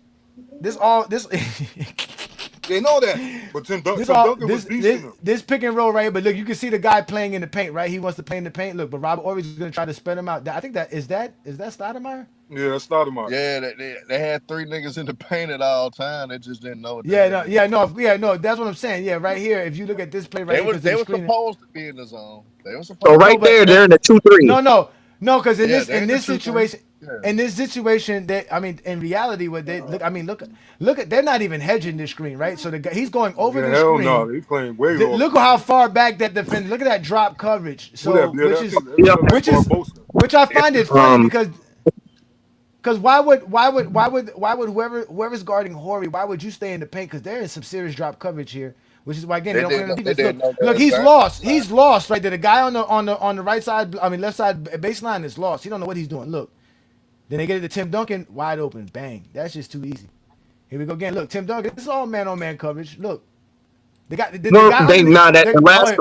Hearn, the guy underneath the basket ain't even looking at the ball. Nah, but they was in the zone though. They just look, didn't know the guy with the underneath the basket ain't even looking at the ball. Here go Tim Duncan. Look, one-on-one. Look, boop in your mouth. Bang. Yeah, they're running right there. They were running. You asked me you want to ask me who I tailored my game around? It was around players like this. It was around players like But Twin Man, you can see they Tim really Duncan. didn't know their assignments though. Then the Twin Man. I can tell because, like, listen. Kenyon Martin. Well, I'll wait till Johnny's done talking. No, go ahead, Twin Man. Go ahead. Going to work on Stephen Hunter. Yeah, what I was going to say is what we were taught. When we were taught as the guards up there at the top of the key, as soon as the ball shifts either left or right, you are supposed to basically the whole zone's supposed to shift over to that side, basically wherever the ball is. They're not doing that. They're literally just they're standing in their zone, but what they're doing is they're still allowing a one-on-one to happen. The ball's not supposed to be able to get. The ball's not supposed to be able to get into the post like that for a one-on-one at all. As soon as the ball gets to a post, it's supposed to be an instant double team. That's why they say you're supposed to shoot them out of the zone. They're still getting points in the paint, in the 2-3. Well, no, in this situation right here, if you look at this play right here, right? If we look at this play right here, again, there is nobody playing that center role. I know that because my job was to play the center. I knew it. I had that basically that restricted area to that dotted line. That was my area. Nobody was supposed to get the ball there. So if you have nobody on that corner shot right there, on that corner right side, and you try to post up Tim Duncan like that, that's a double team. Because at the end of the day, the guy who's playing, because the guy who's playing on the left side corner, he's gonna get that guy. He's gonna get the guy that's on this block. So you're never gonna be able to make that pass. Not to mention that's horrible ball defense right there. You're not putting no pressure on the man with the ball to make that pass. You just letting him see that easy pass. Nash, so, that's Steve Nash right there, right? He's supposed to be standing in the middle of the line. No, what's it called? He's still standing at the elbow. That center, he's guarding Tony Parker. Nash is the wingman in the 2-3, but the guy who's supposed to be the 3-man in the center is the guy who's guarding Elson or whoever this dude is at the baseline right here. He's out of position. That's why they're not in the zone because he's out of position. So I know this, bro. Like they're not. Look, this is all post up. Nah, they just don't know their rotation. Double team. You can tell. Look, double team him, wide open corner man, bang, 3-pointer. But you could tell D'Antoni was implementing something last minute. Tim Duncan was a great playmaker. He was that afraid of Tim Duncan. But you could tell that some of the players didn't really know their assignments in the zone, even though they was running the zone. But they were definitely trying to run a zone, Herm. They just like you said, they weren't shifted. I'm sorry, I'm sorry, gentlemen. I saw no zone. I saw man-on-man coverage with some little bit of. I'm telling you what I saw. What's it called? A little bit of like. I think too much one-on-one. What's the word that they use?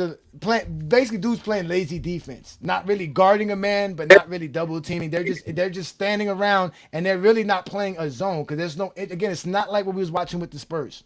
I can show y'all more film and show y'all how the Spurs played like real zone versus LeBron James. Like I can show it to you guys. I got. Let's see. I got. Okay, let's go ahead and see it then. And while we do that. SFM, if you want to speak, bro, you haven't got a chance to speak. You can go ahead and get your take in. All right, hold on, wait. Let me make sure I cut this off and let me make this screen smaller because I don't want them flagging me.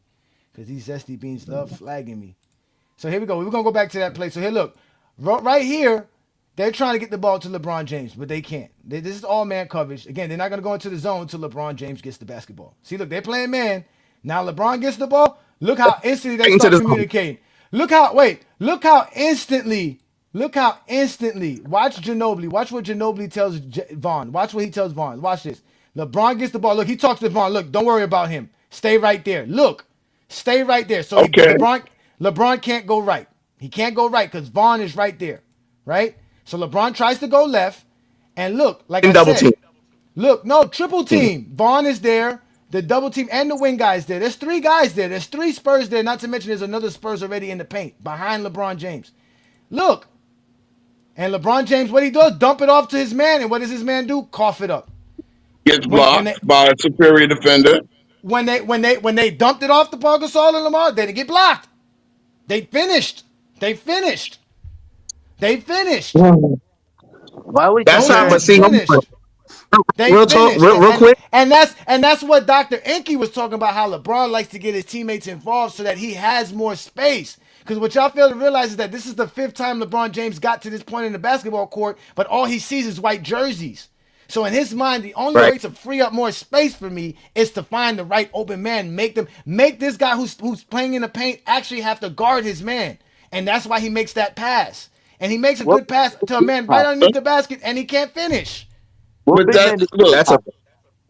just want to point something out real fast. That's a picture perfect way to run the zone. They cut off one side of the lane. They made him. As soon as he made his decision, instant double team, and then the person that was behind LeBron James immediately came over for a triple team to try to get a steal. That's the picture perfect way of how you run the zone. You instantly collapse on the ball handler as soon as he comes into the paint. So I don't know, bro, how you're gonna post out of the zone. Yeah, that's cool.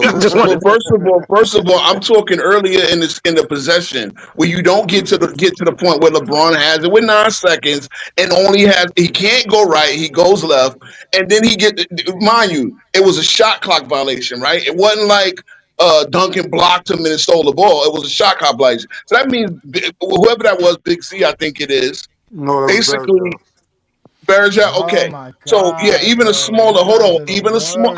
Bro, I'm looking on my phone. I can't see who it is. Doesn't matter who it is. At the bottom line is he gets the ball with 2 seconds on the shot clock, and he gets blocked by Tim Duncan, a superior player. So why don't we just give credit to the Spurs for playing superior defense? Because again, y'all showed Phoenix, and we all know Phoenix is not the defensive team that the Spurs were, right? Bro, right. I mean, look, they're not. Bro. Did you see us show the Spurs and Lamar Odom catch the ball 2 feet from the rim with the shot clock going down and finish? You didn't see that? Okay, so Lamar is a better. Wait. You did not see the play.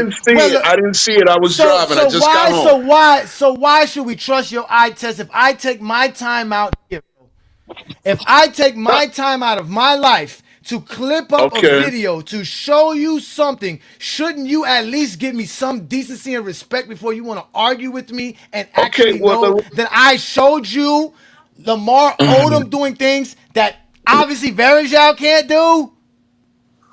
Can I get an input in this? Yeah, go ahead, SFM. Go ahead, SFM. Go ahead, bro. I just came in. I didn't even know I was still in here, man. So what did you come for? To get on the topic at hand. I didn't know I was in the stream. I was doing something, but because I was in the back for about like 20 minutes. But when I get into LeBron and Kobe Bryant versus the Spurs in the playoffs, I see the LeBron average 25. Okay, we can tell you see the stats all of a sudden. Did you watch the film that we just provided, SFM? Yes, I did. And I was alive. So let's talk about the film. Let's talk about how they guarded Kobe and how they guarded LeBron. Did you see how they guarded Kobe? Yes, I did. You didn't have to mute me because I was alive to watch the games, so I remember. No. I don't want to hear your. the diatribe about stats. Today's show's not about stats. So again, we're here to watch the film. That's why I went and watched the film. You were supposed to watch the film.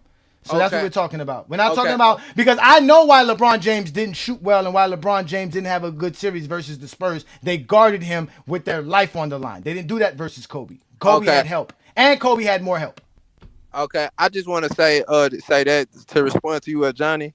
That same series versus the Spurs, Trevor Ariza had got hurt and he had missed game 5. I do know Andrew that. Bynum did not play. Andrew Bynum did not play the whole series. I do know series. that as well. I do know that as well. Yes, and do you also know that Paul Gasol, Kobe's second leading scorer that series, averaged 13 points on 40% from the field, and LeBron James leading scorer averaged 13 when he went against the Spurs that same year. But it was something about Kobe overall. Do you know that the Spurs? Do you know didn't that? Play good.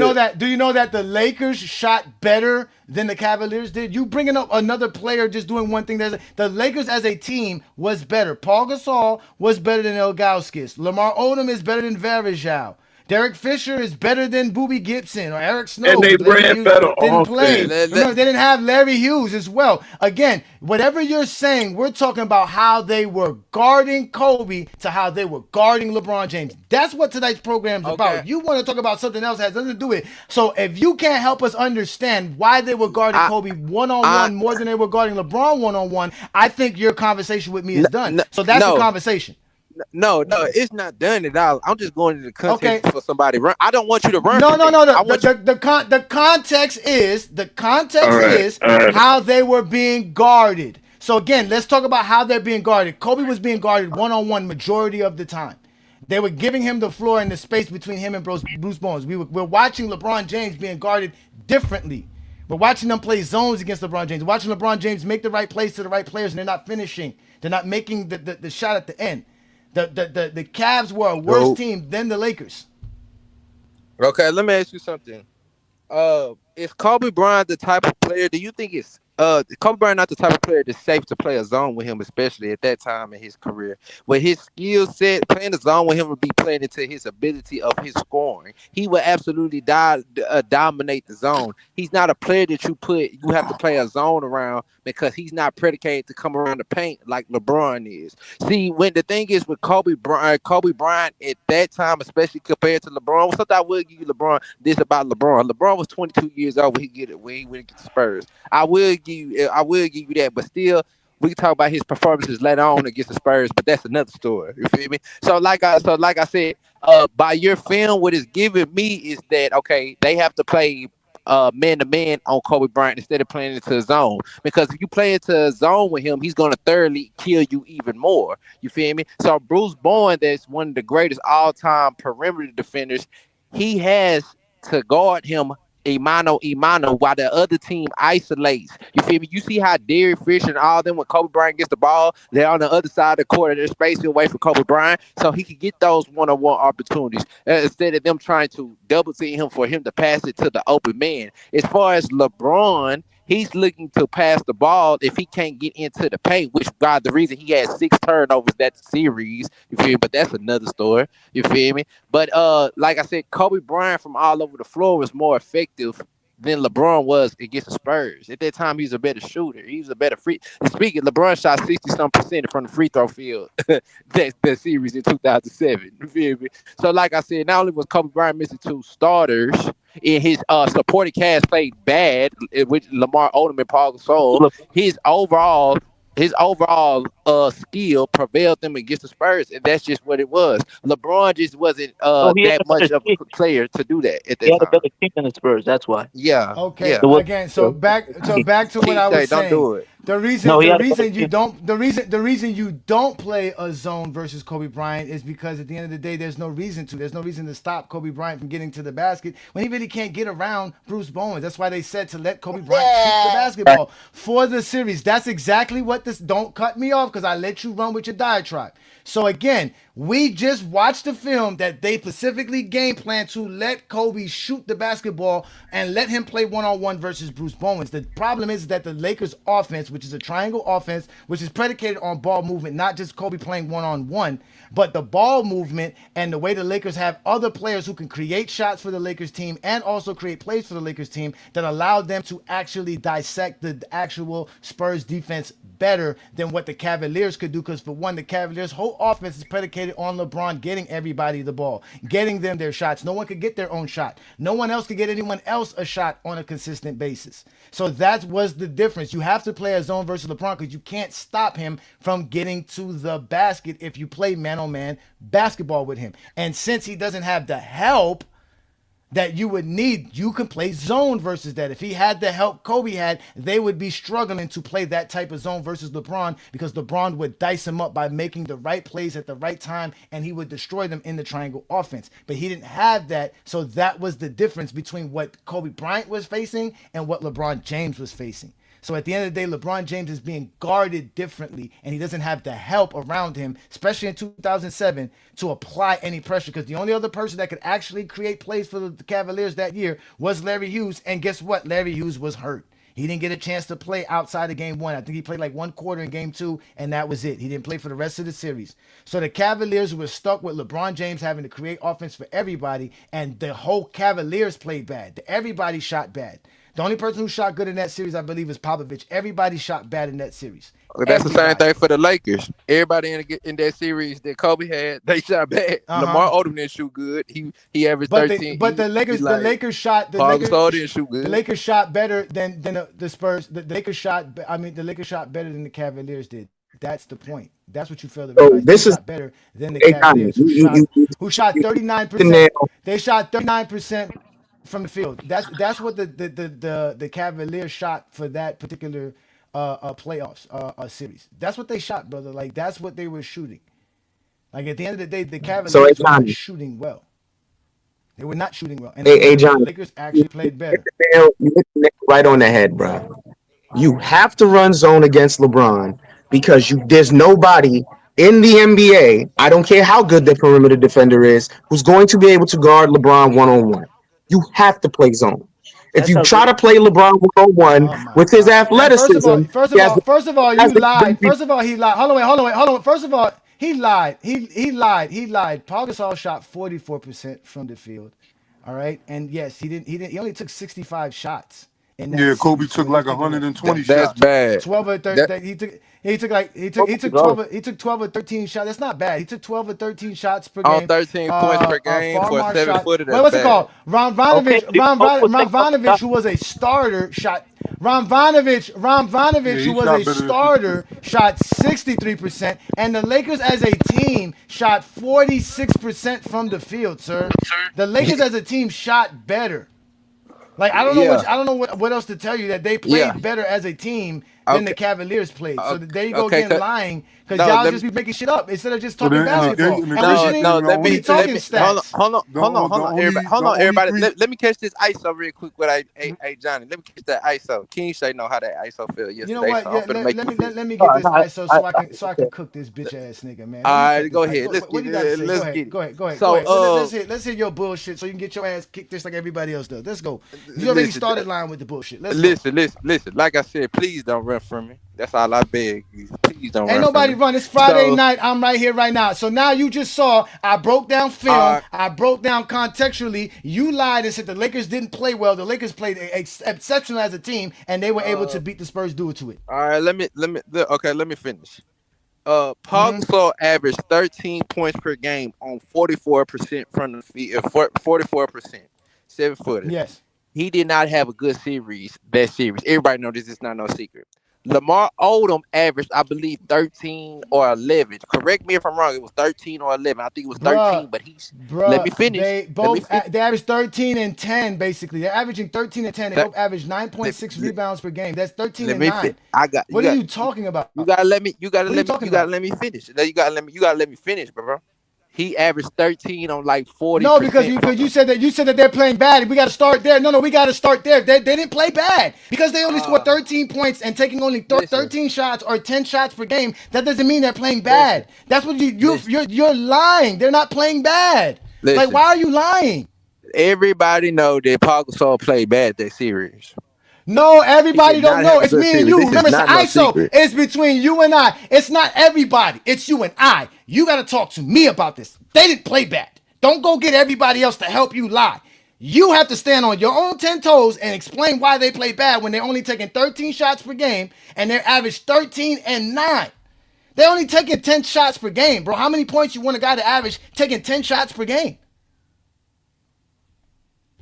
How many shots do you want a guy to take? How many points you want a guy to have?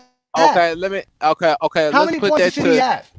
Let's put that to Drew Goodwin. What did Drew Goodwin average? What did the second leading scorer on the Cavaliers average that series? Tell me what he averaged. Drew Gooden averaged 13 points and 8 rebounds. Right? Now, here we go. This is why you guys can't talk basketball. Wait. This is why you can't talk basketball, because you just want to talk about that. Paul Gasol, the second player, averaged more points, averaged more rebounds, averaged more assists, 3.6 assists to 0.3 assists per game. He averaged 0.3 steals per game, Drew Gooden did. Paul Gasol averaged 1 steal per game. Paul Gasol was averaged 1.5 blocks per game. Drew Gooden was averaging 0.5 blocks per game. So not only was he better than Drew Gooden on the offensive side of the ball, he was better than Drew Gooden on the defensive side of the ball.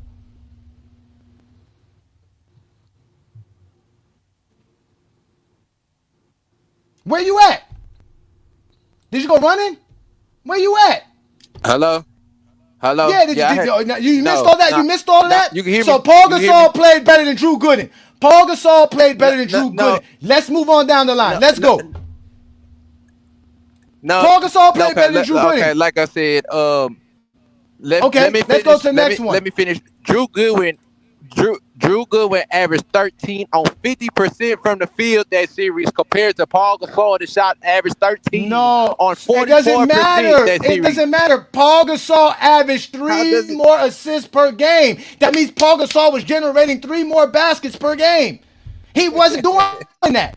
You're acting like 50% make. Okay, so what you're telling me is that, now mind you, Drew Gooden didn't average 13. He averaged 12.8. Paul Gasol averaged 13.2. So Paul Gasol averages more points than actual Drew Gooden did. So are you saying that somebody can be a better player? Again, you can say it's 13, but then what about the other aspects of the game? He's out rebounding him. He's out stealing him. He's making more plays than Drew Gooden. That's what I'm saying. Yeah, he's averaging more. He averages more points, more rebounds, more assists, more blocks, more steals. But because he shoots 50% from the field, all of a sudden that makes him playing better. What are you talking about? What are you talking about? Why are you lying on GOAT James Kingdom? Y'all can't talk basketball. Let's move on. Again, he averaged more rebounds, blocks, steals, assists, everything. 50% shooting does not make him playing better when he's not doing nothing else on the basketball court. Let's move to the next topic. So that's an exposure easily. That's an easy exposure. Nigga, what do you thought we was going to bring up with that? No, that ain't no exposure. That's a low average IQ. Again, let's move on. Let's move on to the next player. Let's move on to the next player. Who's the next player? Let's go. Who's the next player? Who's the next player? Let's please go. Who's the next player? Who's the next player? No, we're talking about the overall thing. Who's the next player, bro? Who's the next player? Who's the next player? Who you want to bring up next? Lamar Odom's the next player. Okay, let's go to Lamar Odom, ladies and gentlemen. Lamar Odom averaged 12.8, 9.6 rebounds, 2.8 assists, 0.2 steals, and 1.4 blocks per game, shooting 40% from the field. That is what Lamar Odom did in the series. Who was the Cavaliers' third option in 2007, sir? Who was the Cavaliers' third option in 2007, Daniel Gibson. Okay, Daniel Gibson, a guy that came off the bench. Ladies and gentlemen. He's not even a starter. He's his third. LeBron's third option is a bench player. Lamar Odom starting. Again, Boobie Gibson shot 44% from the field. Same thing as Paul Gasol. You call horrible. Average 11 points per game, 2 rebounds, 2.5 assists, 1.5 steals, 0 blocks per game. Shot 31% from the three-point land. What did he help? Obviously, Lamar Odom was better than him. More rebounds, even more assists, more blocks, and scored more points. So Lamar Odom trumps Daniel Gibson. Who's next for the Cavaliers? Who's that's next? my point. Who's next? So that's what I'm saying. What did you say? No, let's finish. We're gonna start right. Will you say that supported cast at least put in the same type of production for them both? When you look at these numbers, all they numbers are kind of similar. They're not. They're not going to say production, sir, because the game of basketball is more than just scoring. You have to rebound. You have to defend. You have to do a lot more than just put the ball in the basketball, sir. Okay. Guess what? We're gonna put this. We're gonna put this like this. I'm finna end this BR. LeBron James did nothing good or significant for his team versus the Spurs. He was a turnover machine. He couldn't make free throws, which are free. They were sending him to the line on purpose. They was giving him space, open shots. Man, I got mind control over Debo. He be like, shut the fuck up. I be quiet, but when he leave, I be talking again. Nigga, I was not finna let you go run and rant about LeBron James after getting cooked. Now you just want to run and rant about LeBron James when we showed you the facts. See what I'm saying? You avoided the film so that we could talk stats, and the stats bit you in the ass. And now you mad at GOAT James Kingdom. You're gonna go run the Discord and go rip the rest of them bitch ass niggas to talk about me. Nobody cares about you bitch ass niggas. Do I give a fuck? No, not one. How many fucks do I give? 0. Exactly. So therefore your comment is irrelevant. Man, sit your dumb ass down. Where you belong, in the fucking dugout with Michael Jordan, where you need to take a fucking break because you can't talk fucking basketball. You just can't do it. It's not my fucking fault. I gave you an opportunity to talk the game. You didn't want to fucking talk it. You wanted to bring up stats. You wanted to bring up just scoring. That's it. You just want to bring up, just like LeBron said, all y'all want to do is talk about is scoring. You didn't want to talk about no other aspect of the game. And that's why you get exposed by the fucking exposer. Y'all are just some bitch made and some cowards, man. Go get those dudes on TikTok. I mean, go get them. Go get them, bro. Hold on, wait. Remember, y'all, he's in the dugout, ladies and gentlemen. He's in the dugout. Let's let him sit in the dugout. Johnny. They really think they talk basketball. They don't talk basketball. Talk shit. Go do that. Sit your dumb ass down. If you take your top lip and connect it to your bottom lip, you will shut the fuck up. Sometimes shutting the fuck up is the best thing you can do.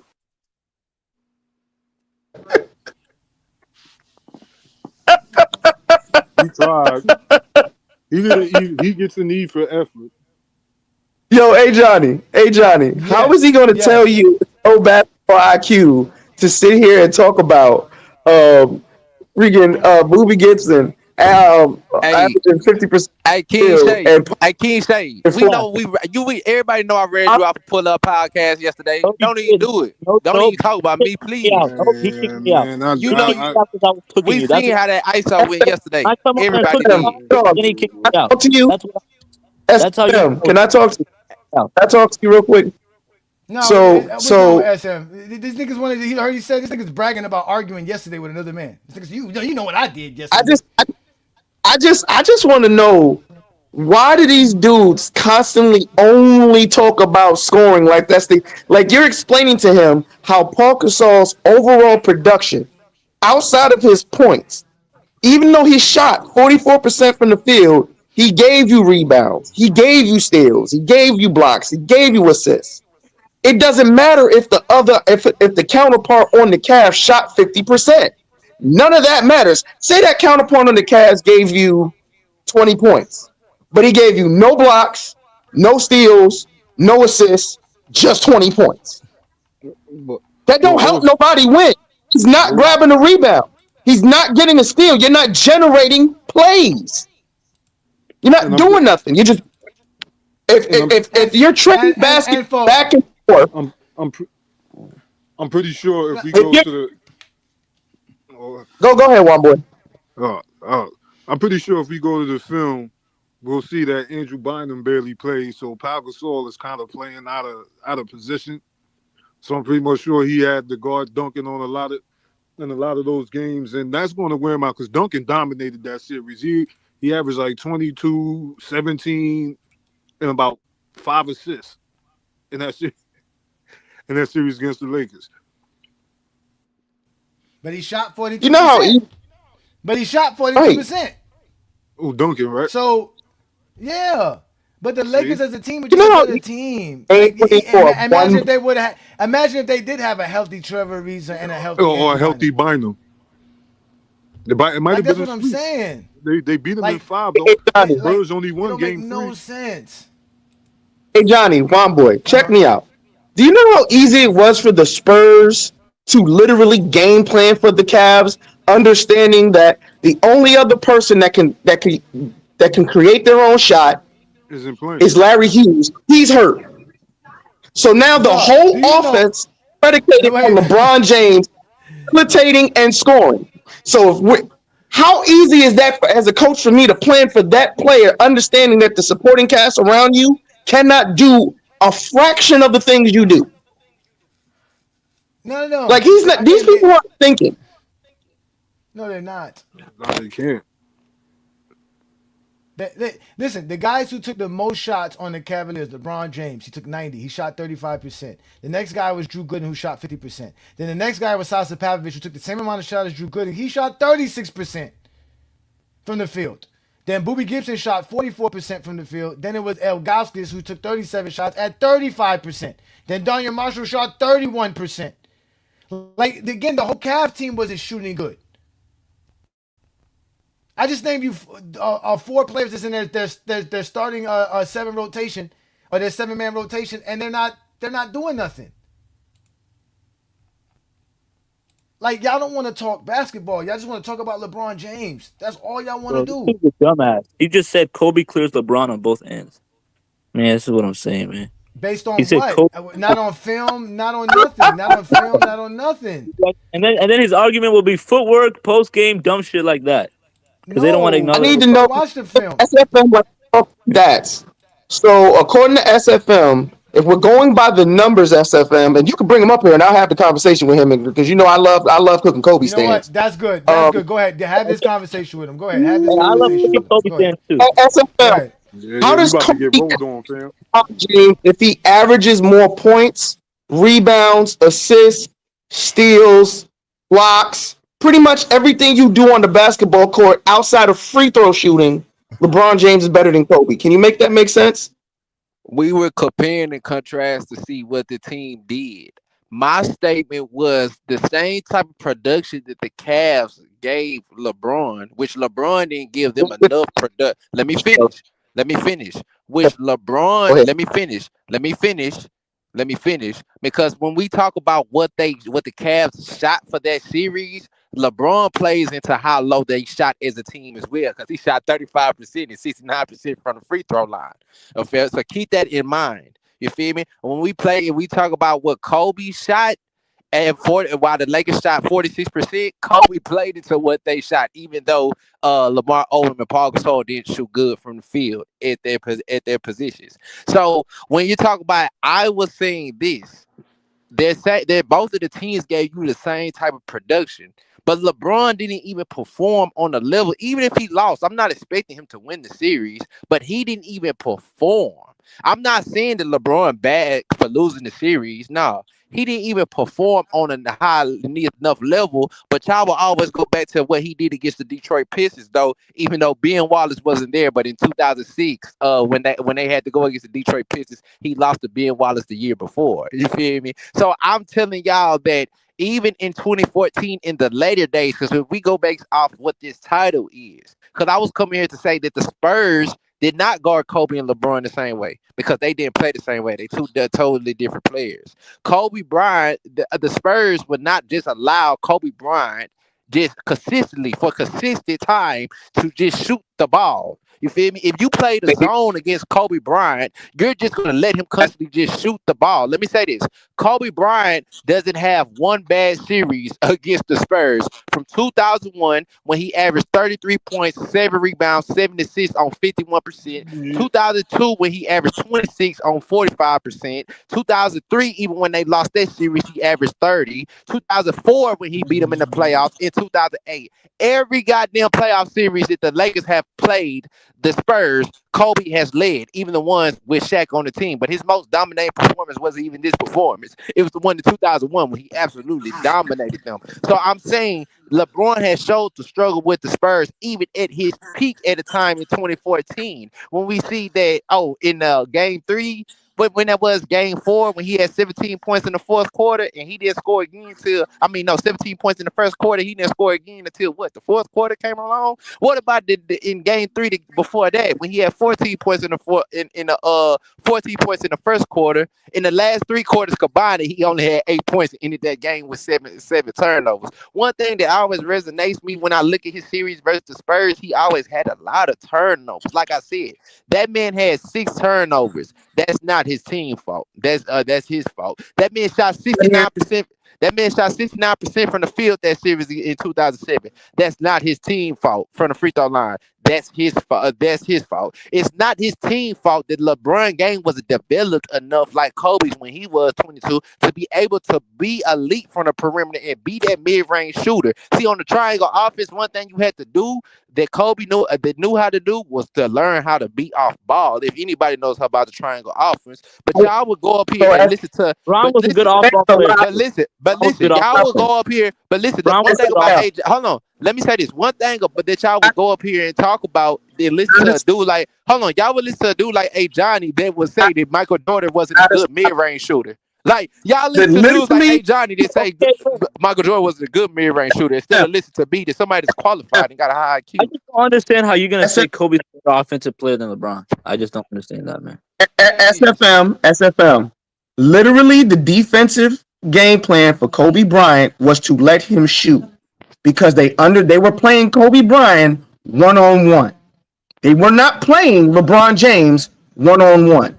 He ran into a double or a triple team because they ran zone. Zone, it's hard for you to play to your strength in the zone. LeBron James' strength, his ultimate strength is getting to the rim.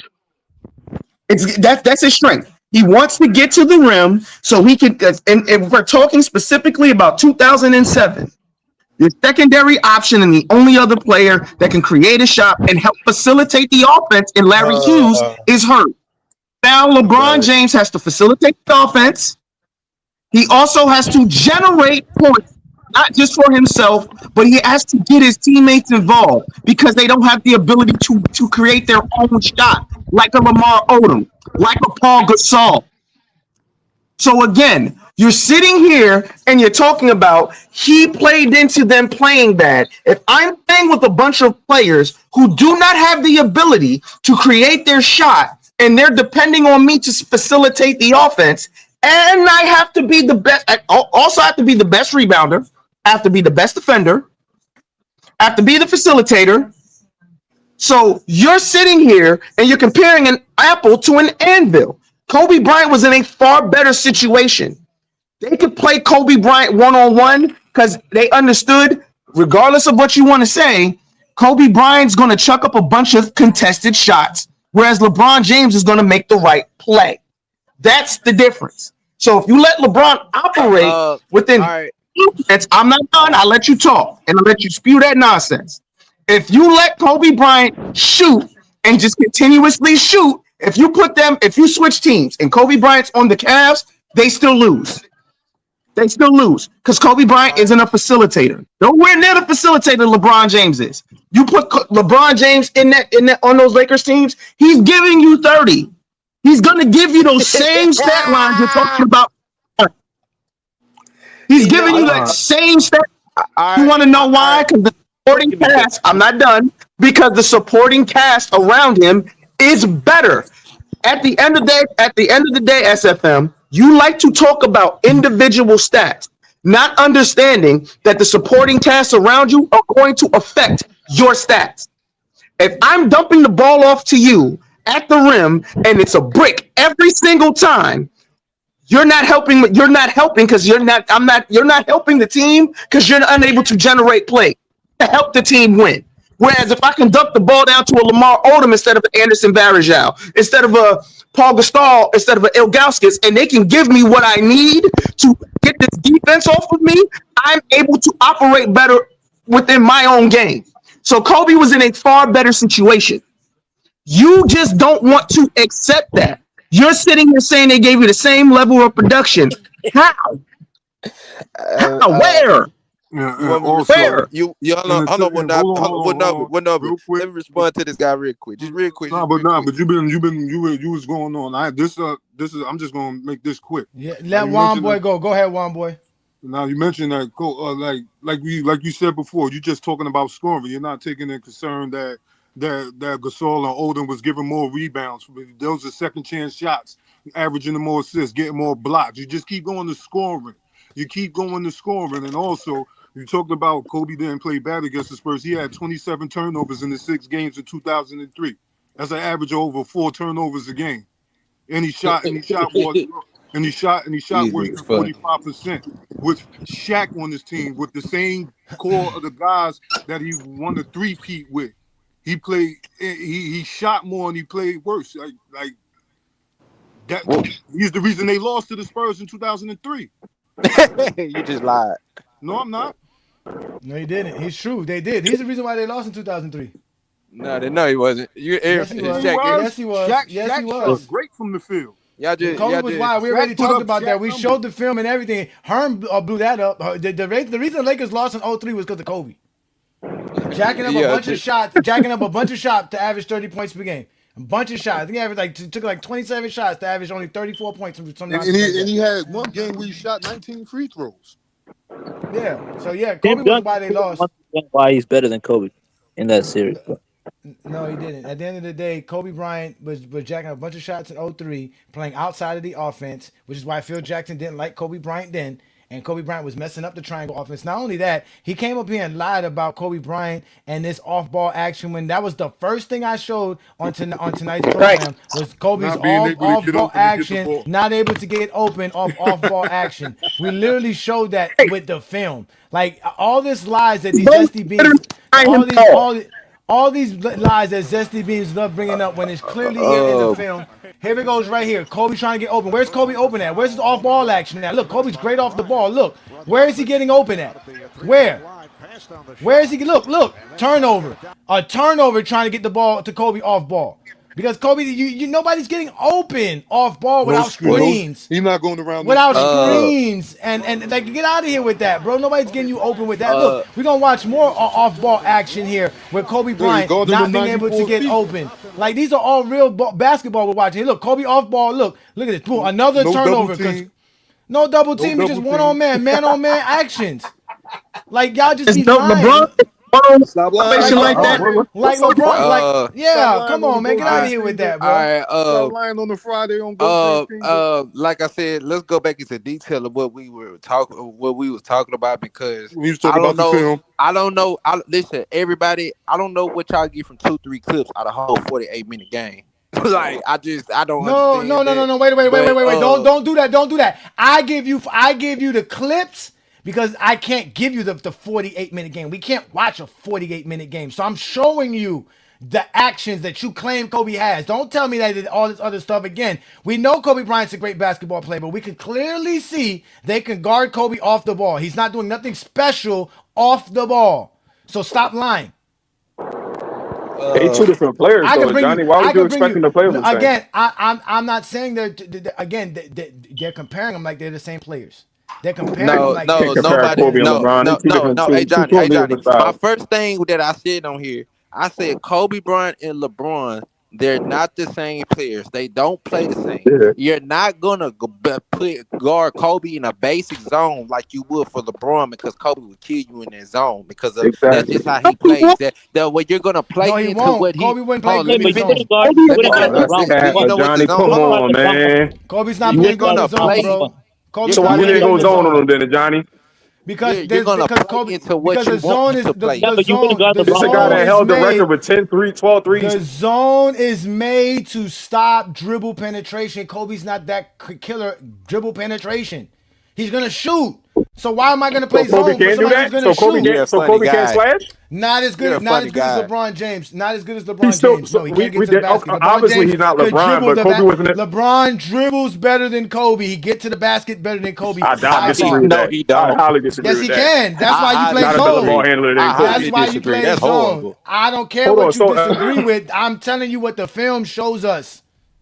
His film don't show me he's a better dribbler. Bro. Hey Johnny, do you know they got 6 turnovers? He averaged 6 turnovers because they were stripping the ball from him in 2007 versus the Spurs. No, there was not. Don't do that. Listen. I got the film. Stop lying. They were not stripping the ball from LeBron James. LeBron James was not getting stolen, booked for no turnovers. Stop lying, bro. Okay. Hey Johnny, this ain't for you. This for dude right here.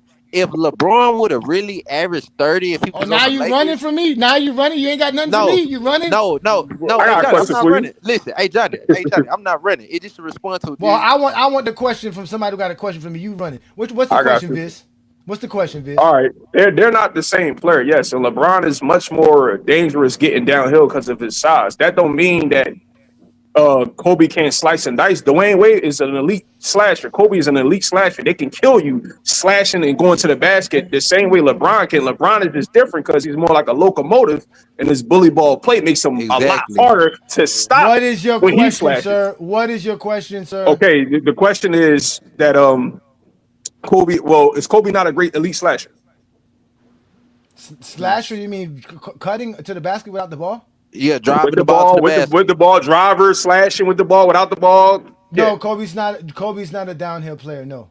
No, he didn't ask you that. He said That's what a elite slasher at- is, going downhill. You're talking about going down. No. Slasher is somebody who's makes cuts without the ball. Somebody who No. dribbles the ball into the Dwayne paint Wade is considered an elite slasher, brother. Do you know what that means? Dribbles better than Dwayne Wade dribbles better than I'm not Kobe. asking that. I'm not saying that though. They all different styles. No, again, Kobe does not have the dribble skills to consistently penetrate and dominate the game by dribbling to the basket. That is not Kobe's game. Y'all admit it. Y'all say that Kobe's game is. Y'all say Kobe's game is the back to the basket mid range. Now he can drive to the basket. Who is y'all? Who is y'all? Who said that? Who said that?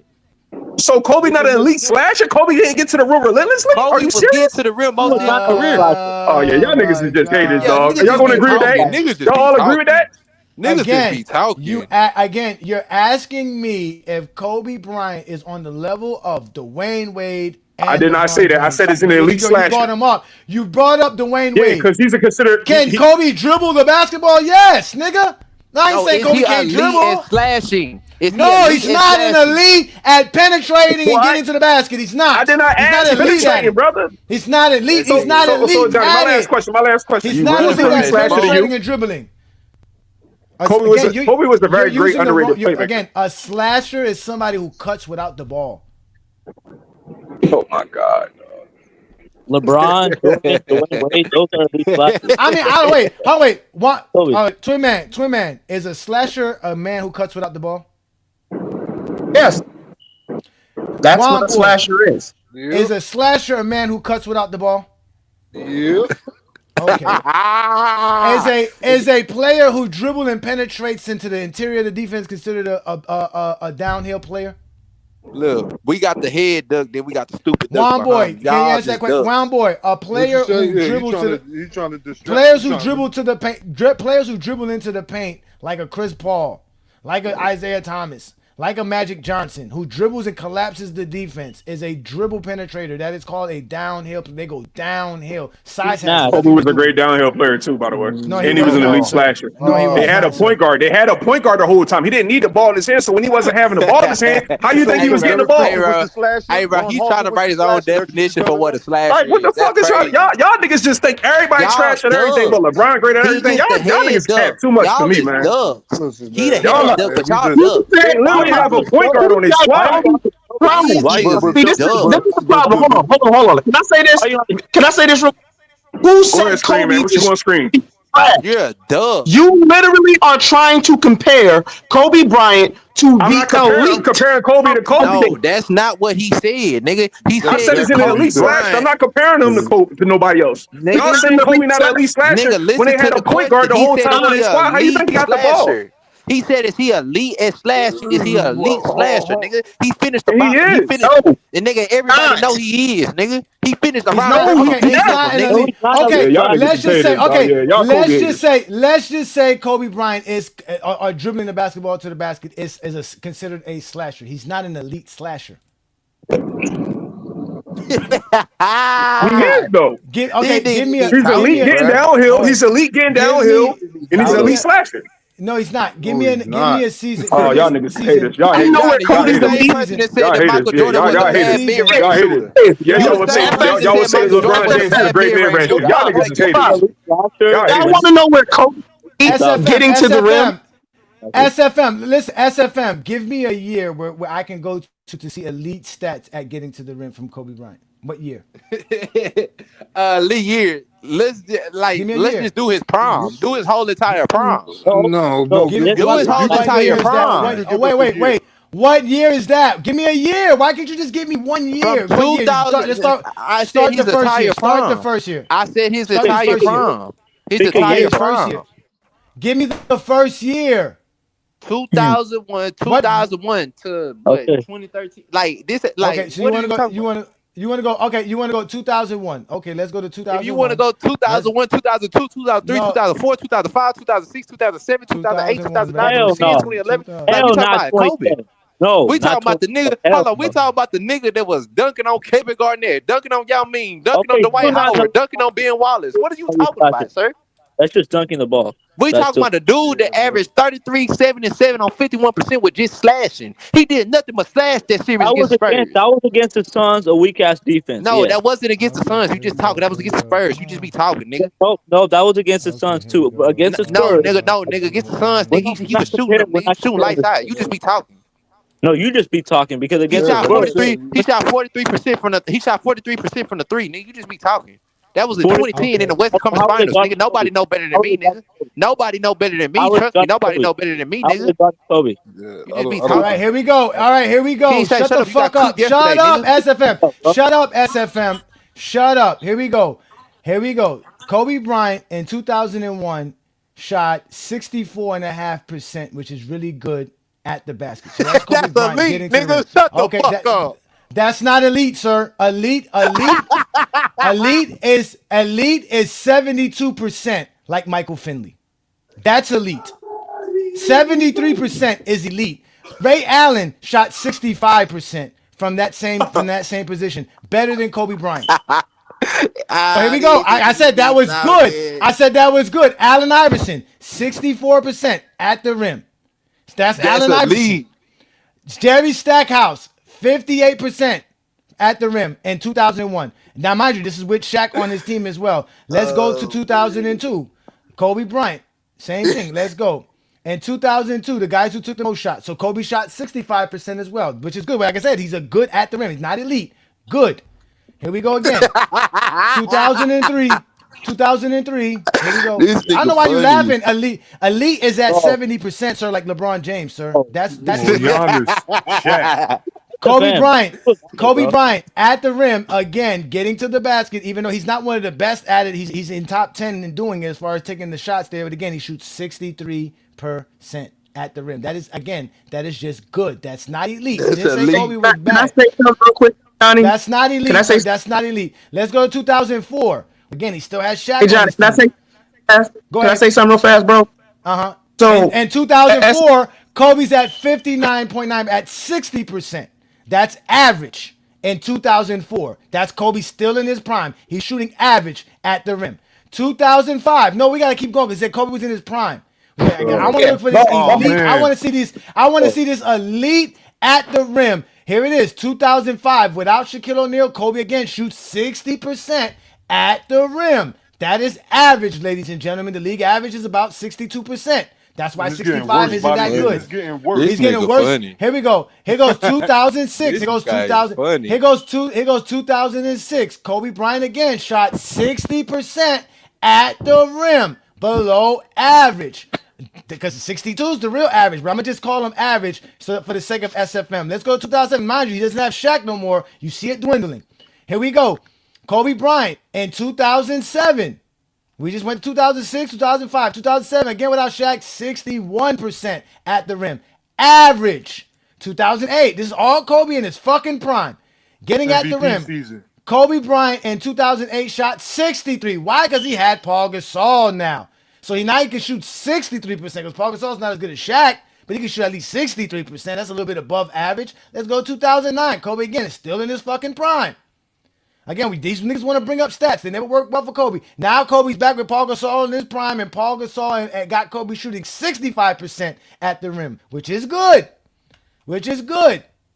Let's go. I'm still waiting for this elite season. One elite season. Just one at 70, 68, something like that. Here we go. Kobe Bryant. Nigga just lied. Here we go. Kobe Bryant in 2010 shot 50. Wait. Kobe Bryant in 2010 shot 58% at the basket. Like I told you, Kobe's career average is about 62, 63%, somewhere around there, which is just above average. Let's go to 2011. He's above average, but he's not elite. That's not elite, sir. Above average. That's not elite, sir. That's not elite, sir. That's not elite. Here we go again. Kobe Bryant in 2011 shot 61% at the rim. Now let's go to the players that Viz wanted to compare Dwayne Wade and LeBron James to. Let's go to Dwayne Wade. Dwayne Wade in 2005 shot 58% at the basket. Okay, so that was into elite. Here we go here. In 2006, Dwayne Wade shot 66% at the basket. Let's go to 2007. Let's find Dwayne Wade around here. Dwayne Wade shoots again 66% at the rim in 2007. 2008, Dwayne Wade. I think Dwayne Wade was hurt in 2008, so I probably won't be able to find his stats because he's not going to be nowhere in the top 50 because he didn't play in 2008. But let's go to 2009 where he was, obviously we know, prime Dwayne Wade. Dwayne Wade again shoots 66% at the rim. 2010 Dwayne Wade shoots 68% at the rim. Always well above average. Really, really good. 2011 Dwayne Wade. 67% at the rim. With LeBron on the team. 2012 Dwayne Wade. Here we go. Shoots 65%. Never shot as bad as as Kobe Bryant all these years I'm naming. 2013 Dwayne Wade. Here we go. 69.6%, damn near 70% at the basket. And 2013 Dwayne Wade. Kobe never shot that good. And he was in the decline. That's elite. 68 and better is definitely elite. Get around 70, you're good. Here we go. 2014 Dwayne Wade. Here we go. He shot 68.7, about 69% at the rim. So obviously Dwayne Wade is better at the rim, getting to the rim than Kobe.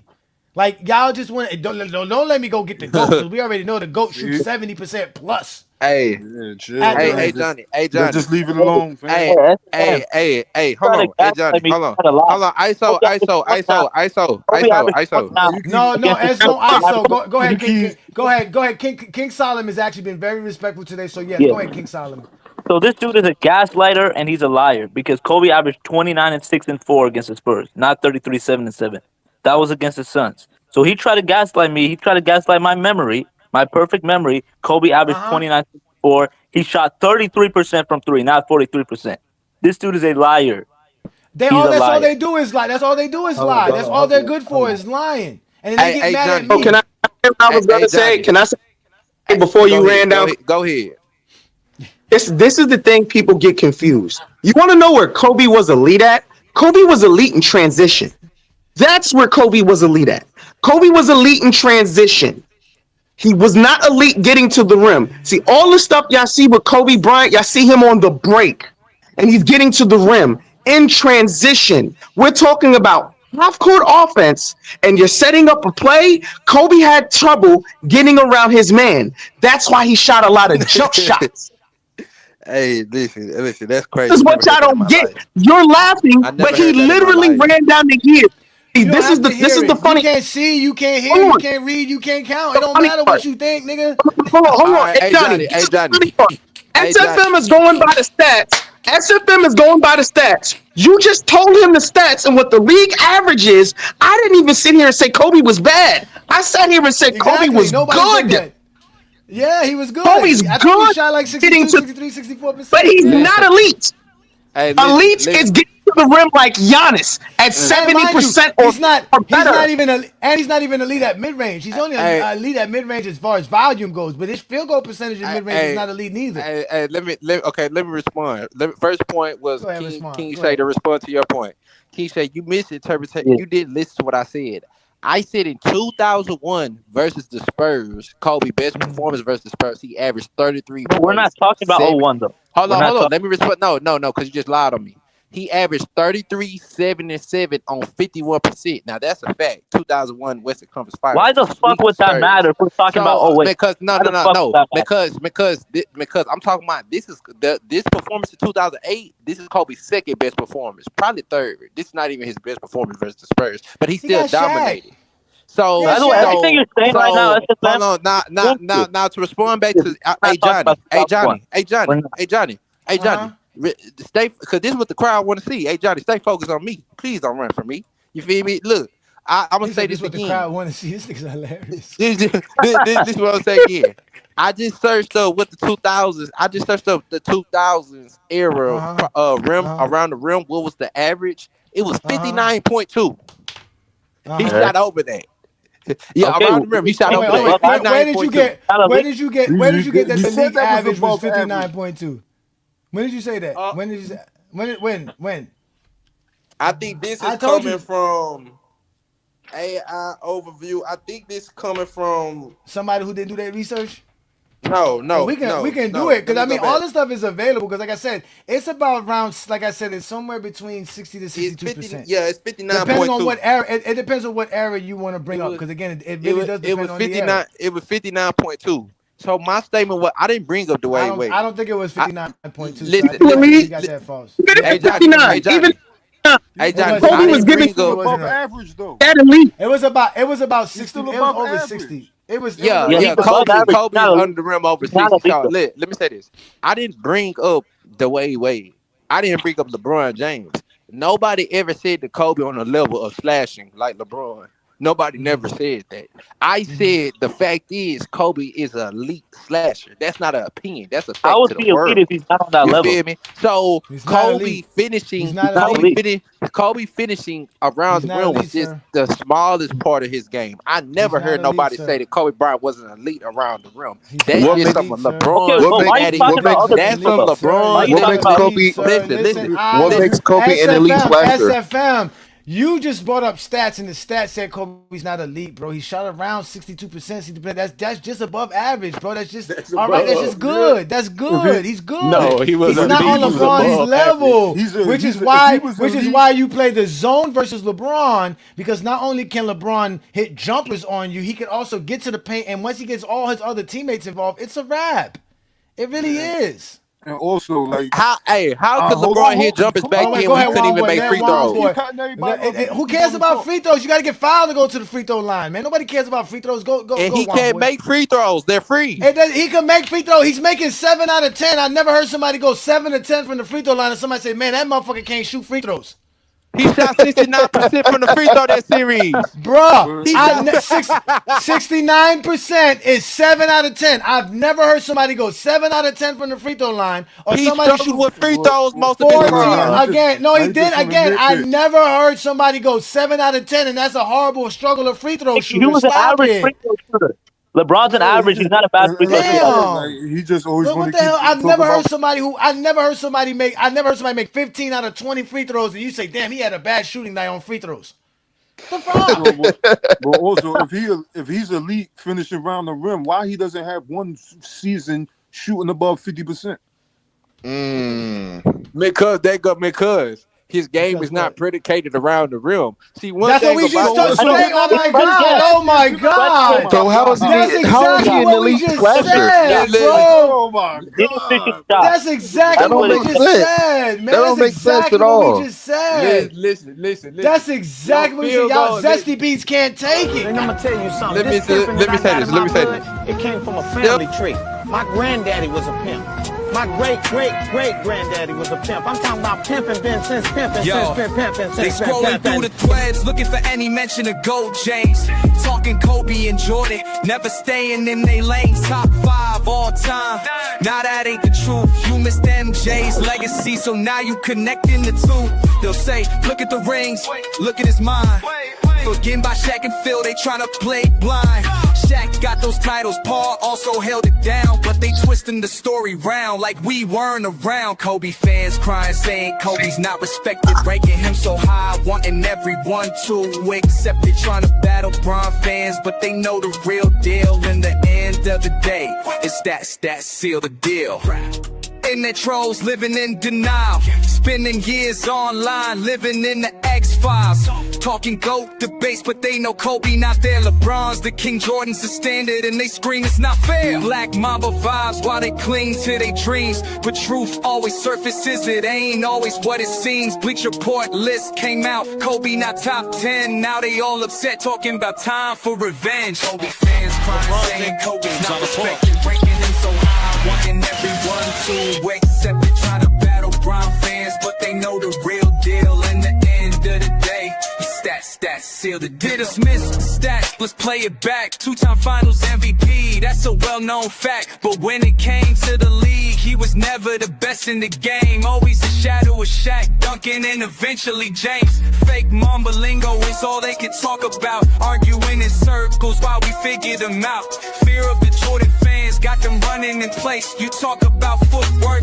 Kobe doesn't have a foot in this race. So here's the truth, no need for emotions. Kobe is a great, gave his all in devotion, but LeBron sitting high, and ain't no knock. Fighting Bron fans, you should be fighting for Jordan's spot. Kobe fans crying, saying Kobe's not respected, ranking him so high, wanting everyone to accept it. Trying to battle Bron fans, but they know the real deal. In the end of the day, it's stats seal. So don't complain, play the game and learn Kobe's place. Fuck mama mentality, we put in the stats in your face. Respect the Kobe, but we'll end this by saying when it comes to the GOAT debate, we don't wanna hear Kobe's name. You're gonna put your own jersey on, play. About time now? Yeah. How? Baddest duo ever, Superman and Batman. 3 rings. Sacramento, who? What? Rick, who? Hi, Tara. Hi, Tara. Crazy.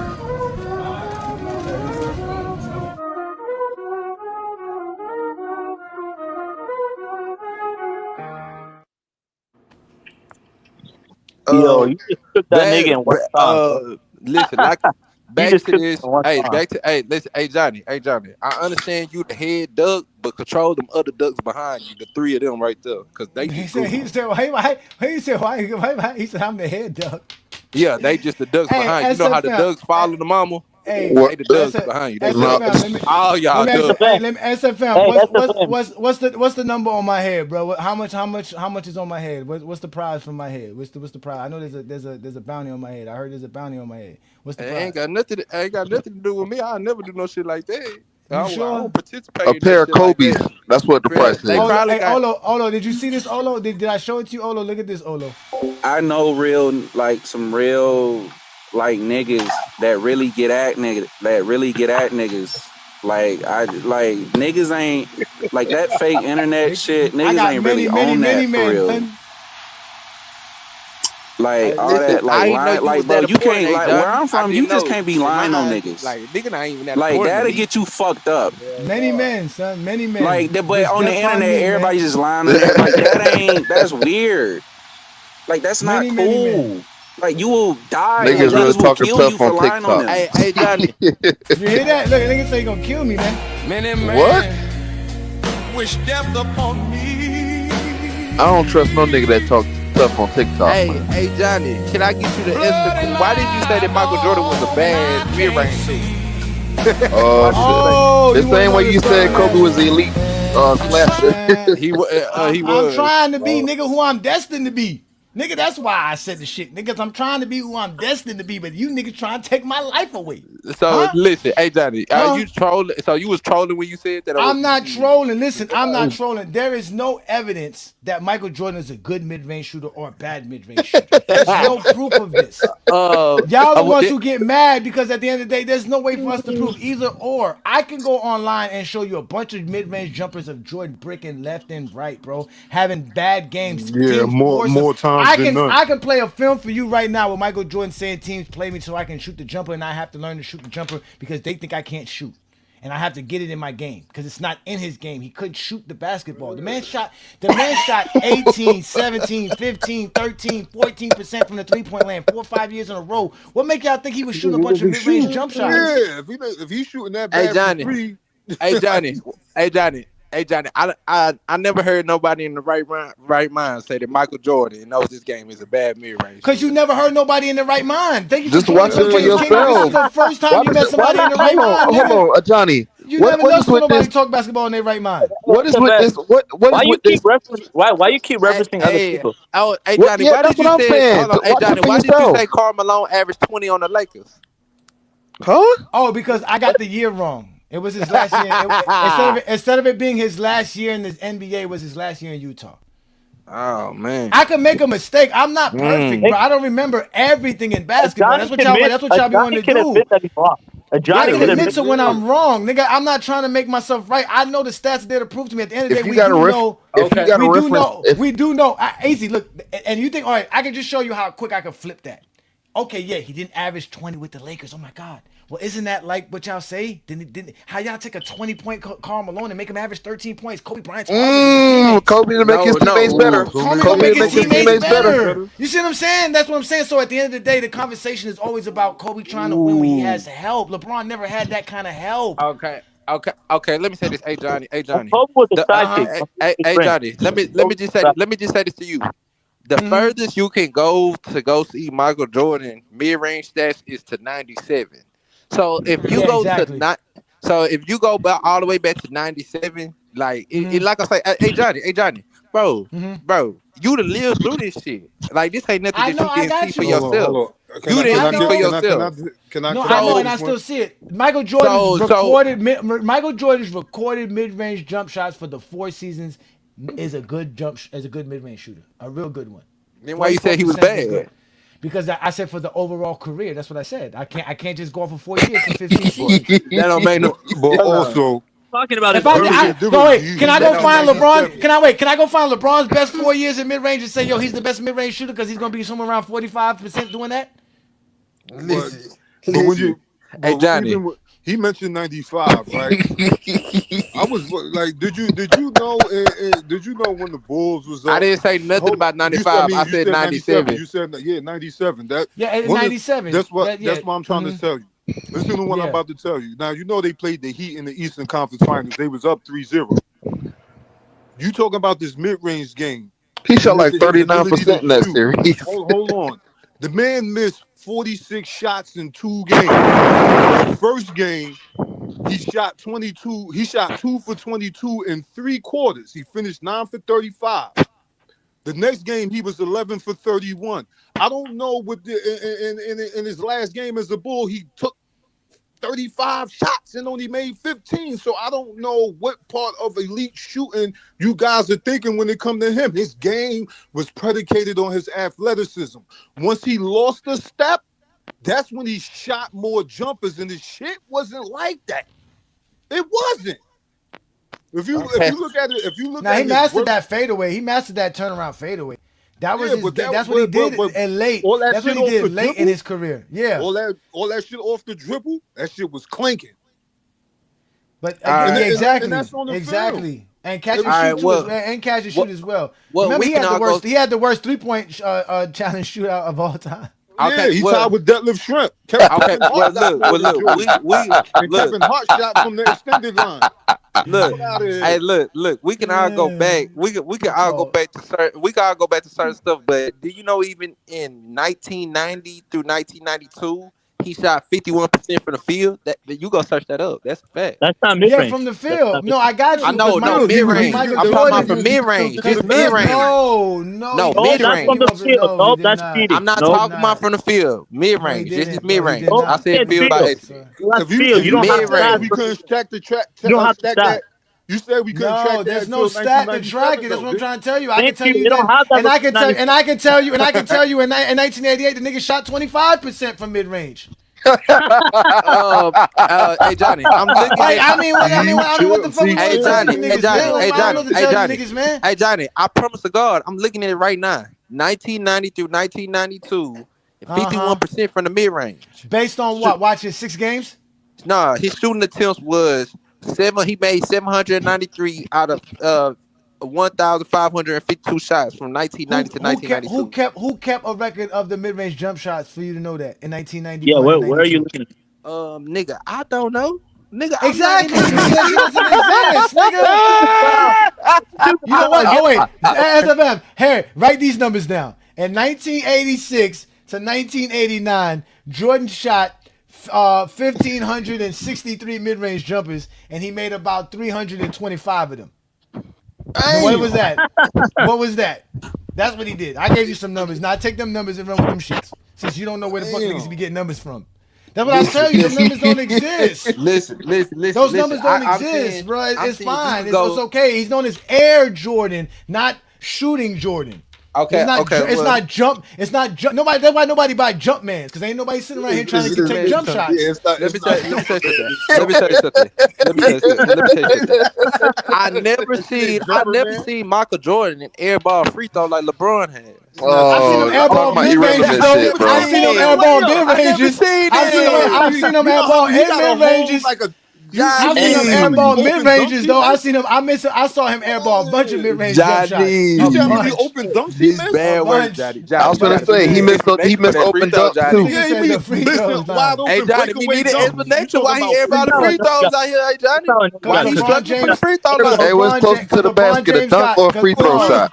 I don't care. LeBron James has broad shoulders and he doesn't have a soft feminine body like Jordan. Nigga, it's hard to shoot free throws when you got manly body, nigga. When you got small ass shoulders and little elbows, nigga, you can shoot free throws, nigga. But when you a big man, nigga, with shoulders and lateral movement, nigga, I can't fucking put my elbows together to shoot a free throw correctly, nigga. Just good enough. 7 out of 10, nigga. That's good enough for anybody. But I'm going to give you no less than 7 rebounds and 7 assists a game too. Jordan got a soft feminine body. He talking about his free throw shooting, nigga. Like you talking about that shit, nigga. Listen. Let me say this real quick. Hey Johnny, just this is my first time. Let me get this understood. Michael Jordan. Hey Johnny, let me get this. Let me get look. This what you be trying to compete with right here. When you, because I know you like to come from Mike. Nigga, y'all my fans, nigga. Y'all, you know what? Hey, y'all starting to be like Shimon Wright. Y'all gonna start having injuries. Hold on, you heard what he said? He was like, I gotta go take a flight. Niggas be having all kind of shit to do when it's time to go live with Ajani. Y'all niggas be scared to be like Mike, nigga. Listen, but you see me, but you see when I hop out, it's ISO. It's me and you can't last too long with me. You can't last too long with me. Hey, Johnny. Hey, Lamont, you better ask Lamont, man. You better ask Lamont, man. What I do? You better ask Lamont what I do. Oh wait, bro. Oh my God, Johnny, I don't know how you do it, bro. I don't know how you do it. I can't wait to catch Lamont too with his crazy take. Y'all boys don't ask for Lamont. Don't ask for Lamont. Oh my God, you're never gonna be back on YouTube once you get with Lamont, bro. Yeah, don't do that. Don't please. Yeah, do that, bro. Man, listen, bro. I started off with FYF before y'all was even thought of. I don't know where you new niggas come out of here. You new niggas is dude. I'm true. I'm stamped in the YouTube world. Yeah. Hey, wait a minute. That man said. He said when we get an ISO. That man said, hold on, wait. He said when we get an ISO, and then he didn't realize that. Hey, drop the link. Drop the link for. Hey, drop the link for my boy. This is SFM trying to go ISO with me right here. This is Nah. Me trying to go ISO with you is Kobe in that All-Star game versus LeBron. Hey, trust me. He bring up LeBron. They always bring up LeBron. This is you trying to go ISO versus me, nigga. This is what That's this a is. This bet. is you trying to go You can get ISO, LeBron's nigga. dick out your mouth. They You can get always bring up LeBron's dick out LeBron, your mouth. man. You can Keisha, get I LeBron's read your dick out your mouth. Why y'all yesterday, gotta man. Be be quiet. so? Why y'all gotta You be can't so get no get back, gay, Keisha. man? It's Why y'all good. gotta Get be so LeBron's dick. gay? Why are you gay? Who says I'm gay? You are gay. You No, man, we can't talk basketball without y'all bringing Hey, drop somebody's that. genitals Hey, drop involved, that. man. Hey, drop that. I Hey, dropped drop the that link, link. nigga. I dropped Hey, the link, Johnny, nigga. drop that link. The Drop the link link in is the chat. dropped. Well, you got help? Yeah, he needs help. Legal Nah, Hoops is somebody coming just want to up. come holler at you. Yeah, Legal Hoops coming up. Wait. Hey, Legal Hoops. What's the money on my head? How much is the contract on my head, bro? I heard there's a contract on Here, A Johnny's head, man. What's the contract? here we go. You a Bro, I just want to know. sad nigga, Did man. you hear about the contract? Did you hear about the contract That's on a my head? sad nigga, man. No, what's the Y'all gonna talk contract? about me? What's the contract? Yeah, what Oh about it? look, What's up? Man? oh man, listen, pay attention, bro. Pay I attention. know some real like niggas that really get at niggas. Like niggas ain't like that fake internet shit. Niggas ain't really on that for real. Like all that like lying, like bro, you can't like where I'm from. You just can't be lying on niggas. Like that'll get you fucked up. Like but on the internet, everybody just lying on there. Like that's weird. Like that's not cool. Like you will die. Like niggas will kill you for lying on them. Who got cooked? Who is that? It seems All like right, I there, don't know. y'all. These niggas Hey, ain't men. These niggas ain't men. We don't know who these niggas are. They hide behind. This nigga had a Kendrick Lamar post up. We got another nigga that these niggas all they do is talk about me, bro. They be in private Discord chats talking about A Johnny. But the crazy thing, the dude in the background, he talking all about all right, this crazy I shit. got It a sound like he question. at work. Yeah, let's let Yo, Legal Hoops in. Legal Hoops he's been studying Goat James Kingdom. He got a question for me. no, why you said Bill Cartwright was drafted by the Bulls to help them beat the Pistons? I didn't say he was drafted by the Bulls. I said he was traded to the Bulls Oh, to help beat the Pistons. no, you said your panel. You said he was drafted by the He was Bulls to brought beat the over Knicks. there. No, But first of all, Cartwright was drafted in 1980, 81. I don't I know know why he was would. drafted. Yeah, That's not what I said. I wouldn't say exactly. Again, don't put words in my mouth. I said he was brought there and everybody knows he got traded for Charles Oakley because Jordan didn't want Oakley traded for. So that's why they All brought right, him over so there. Yes, that's what. where can I drop that clip where you said he was drafted? Because you lied. But I don't know what you mean. Where's the go? Where I said he was No, I'm drafted? saying like where can I drop that? Like, can I What you send that to mean? you and you play that? Put it in the private chat. Go ahead. Put it in the You private said chat. Go that, ahead. nigga. I said he was What about? drafted by the Bulls. Yes, that's what you said. What about when you said Karl Malone averaged 20 with the Lakers? I just told him that I got him mistaken for the It's a last year in mistake. Utah for It was a the mistake. MVP. Look. He's trying to get the So you water. do be lying on niggas. So It's you not. do So be so wait. lying. Oh wait. So make a King Hoops. mistake, Keep. and it's It's a not problem. a lie. It's a problem. Making a mistake or putting the information incorrectly, not remembering something, not recollecting something that happened 20 years ago correctly is not a lie, sir. That's no point. It's a recollection. I don't hold all this information in my brain as exact information. But at the end of the day, the point was proven that Karl Malone was still a good basketball player when he got to the Lakers in 2004. And we can easily say, like, we just y'all don't even listen. This nigga just said the same shit SFM. I just exposed you on that one. Now, please show me where I said Cartwright was drafted by the Bulls. Please. But where is it? All right, hold up. I'll drop it. Give me 1 second. Because everybody know he wasn't drafted, and I know he wasn't drafted.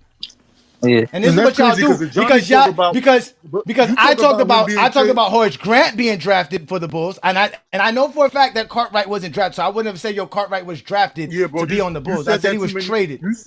You said that he was traded for Cartwright was traded for Oakley too many times to even think that to say that. Like that's what I'm saying. I've said that countless times. I've said it countless times. Like y'all catching me misspeaking because I'm trying to get my take off and hurry up and speak. It's not me just misspeaking. Again, we know Cartwright was traded to the Bulls. There's no even to argue that, bruh. That's what you want to come here and argue about because you can't talk nothing else. That's how petty they is. That's exactly what he brought That's up. how petty they is. Because you can't talk about nothing else that you want to try to bring up. That we all know Cartwright was not drafted by the Bulls, and I wasn't trying to say that. Like I'm trying to win a conversation by saying that. How am I going to say that? But I can guarantee you this: Roe didn't let me say what I said when he was averaging 17 and 9 before he was benched by the Knicks, and that's why they traded him because they drafted Patrick Ewing, so they didn't need him anymore. So they traded him away, got a good serviceman out of him, and the Bulls definitely got a starting center for years to come who helped them win a 3-peat championship. That's all they can do. Be petty. Hey man, they're gonna be petty. If that's how he feels like he's gonna get a W with that, go take your W, Legal Hoops. Go back to Discord. Yeah, I said that. Cartwright drafted. I said Cartwright was drafted. Take that with you and go run with it. If that's what you need to feel better about yourself, that's fine, bro. Now like, you playing the victim. I'm not playing the victim. What's playing with victim? What's not nasty? What's my point proven? Was Cartwright there? Was Cartwright brought there to solidify the and make them a better team? Yes. That's what they did. Let's talk about exactly what he did, y'all. He said, "Yo, hey Johnny, you said the McChickens was 99 cents. You ain't said they had tax on it." hey, one boy, man, wipe your mouth, man. Wipe your mouth, bro. Wipe your mouth. Y'all be mad. There y'all go being gay again. There y'all go being the gay again. But you call niggas zesty. You call niggas zesty like every show. You looking for an argument. You looking for an argument. Look, you're looking for an argument. You're not even talking basketball. I'm ready to watch more film. Y'all want to talk about Ajani. Like I said, nigga, what is the price on my head? Nigga, go get paid. Nigga, go get paid or something. Come back and get some money because you ain't getting money on YouTube. What price? I told you niggas got price on my head. You heard them niggas talking about they finna get niggas to kill me. I know. SFM gonna go back to pull up podcast to talk shit about you. Who? I know they be talking about. Listen. I know. Hey Johnny, wait, hold on. You made a statement. Let's address that statement. You said. You said it's a price on your head, and niggas said they coming to kill you. Who said that? One of them niggas on Discord. I don't know. Wait, who? No, like that. I don't know. Right now you don't know. Nigga. Oh my now God! Okay, you don't know. Wait, I don't. Wait, I know enough to play you. Wait, I know enough to play you this, and this is them talking about me. I know some real niggas that really get at niggas. Like niggas ain't like that fake internet shit. Niggas ain't really on that for real. Like all that lying. Bro, you can't where I'm from. You just can't be lying on niggas. Like that'll get you fucked up. But on the internet, everybody's just lying on there. Like that's weird. Like that's not cool. Like you will die. Like niggas will kill you for lying on them. Yeah, so I heard that audio. I didn't hear anybody say that they was coming to kill you. So like, okay. So who you think they were talking about? I don't know, man, but I didn't hear nobody say they was coming to kill you though. Who talks reckless on the internet and could get killed because of that and calling niggas liars all the time? Who does that? Oh, I don't know. You tell me. Oh, you don't know? Of course you don't know because you don't even know basketball. Get the fuck out of here. Go to Discord and go get that bill, nigga. Go get that money, nigga. Go get that money with the rest of them niggas, nigga. Go get that money with the rest of them niggas, man. You niggas don't know how to talk basketball, nigga. All you niggas worry about is Ajani, nigga. A 20v1. I've been asked you niggas for it. Stop being bitch made, niggas. Go give me my 20v1. Why I gotta sit here and argue with you niggas and y'all can't give me my 20v1? That's why I call you niggas zesty as fuck. You can't even give me a 20v1, but you want to show up every fucking Friday night to argue without talking basketball. That's what you brought him up for, SFM? To say the same shit you just said? And lie? I know damn well I didn't say fucking Cartwright was drafted by no goddamn Bulls. Why would I even say that? Like, that's what them niggas do. They pay attention to me too so much, but they won't pay attention to actual film study. They won't watch film. Yeah, they just do. A lot of they work. A lot of Here we go. Here goes LeBron. Here goes LeBron being dominant. Look, they're gonna go to the post. They said he can't post. Look, LeBron's gonna go to the post, but he has to read the defense. Look, all right. Now I'm gonna post, but look how they playing him. Look, what do you want him to do? Look how the whole damn team guarding him. Look how many people are in the paint. This is zone. This is no man. Look at Boobie Gibson wide open. Look, everybody's open on the Cavaliers. Butt naked open too. That's it. Like, I mean, y'all niggas, like, y'all don't want to talk game. Look, and can't finish at the rim. Look, this nigga get the ball. Look, couldn't finish at the rim. Right at the front of the rim.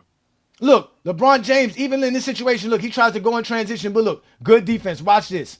Only LeBron, look, they're going to get the ball right back to LeBron. Look, everybody get out the way. Look, LeBron, post up. Look, but look at the defense they're playing. Look at Tim Duncan. Look. Cheating. You already know. Look Look at what's it called? Tony Parker at the elbow. Cheating. LeBron doesn't have the baseline or the elbow. They want LeBron to pull up. Damon Jones is catch and shoot. He's not gonna beat nobody off the dribble. Here we go. Look, so LeBron's gonna have to figure out something. Look, and this is one of the turnovers he get. That he said supposedly that they stole the ball. Look, there goes one of LeBron's turnovers.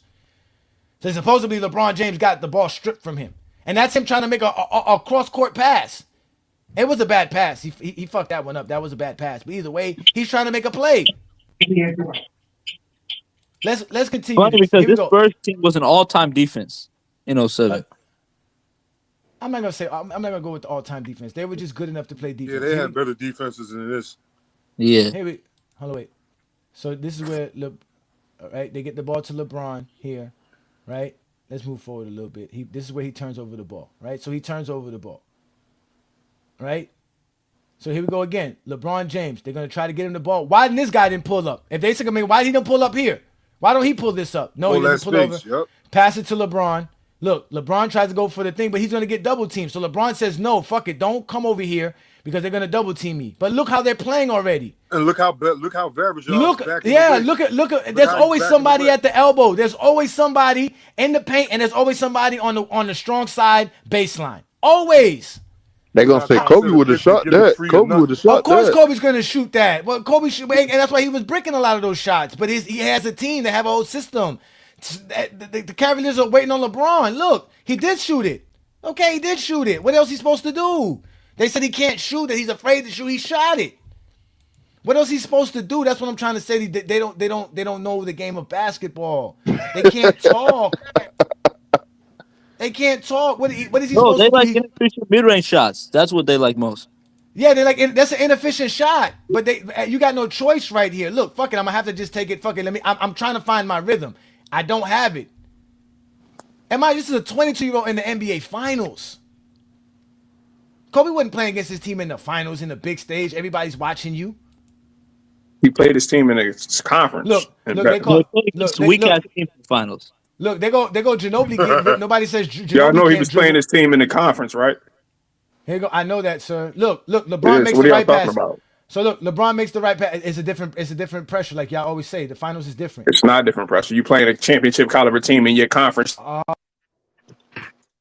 all the time. I mean, is it not a fact? Final so isn't that the whole premise? Isn't that the whole premise of 6-0? Y'all said Kobe didn't play no team like that. He did play his team. Is that no? Again, I said it's not the same pressure. He's not playing the Spurs in the finals. Is what I'm saying. LeBron's playoff pressure is playoff pressure, brother. No, again, is it not? We're not talking about playoff pressure. We're talking about finals pressure. We're talking about finals he pressure. He played championship caliber teams. Now the finals is not. Now the finals is not something. No, so now there's no difference with the finals no more. The first round, the finals is the same shit. That's what you're saying. No, I'm not. That's not what I'm saying. I'm just saying he played. LeBron wasn't playing these teams going to the finals. He's playing these championship-ready teams to get there. That's how deep his conference was. That's not. I'm not blaming LeBron. I'm just saying. Y'all said Kobe didn't go. That is not my point, Viz. My point is that LeBron James is playing in the finals at this moment in time versus the Spurs.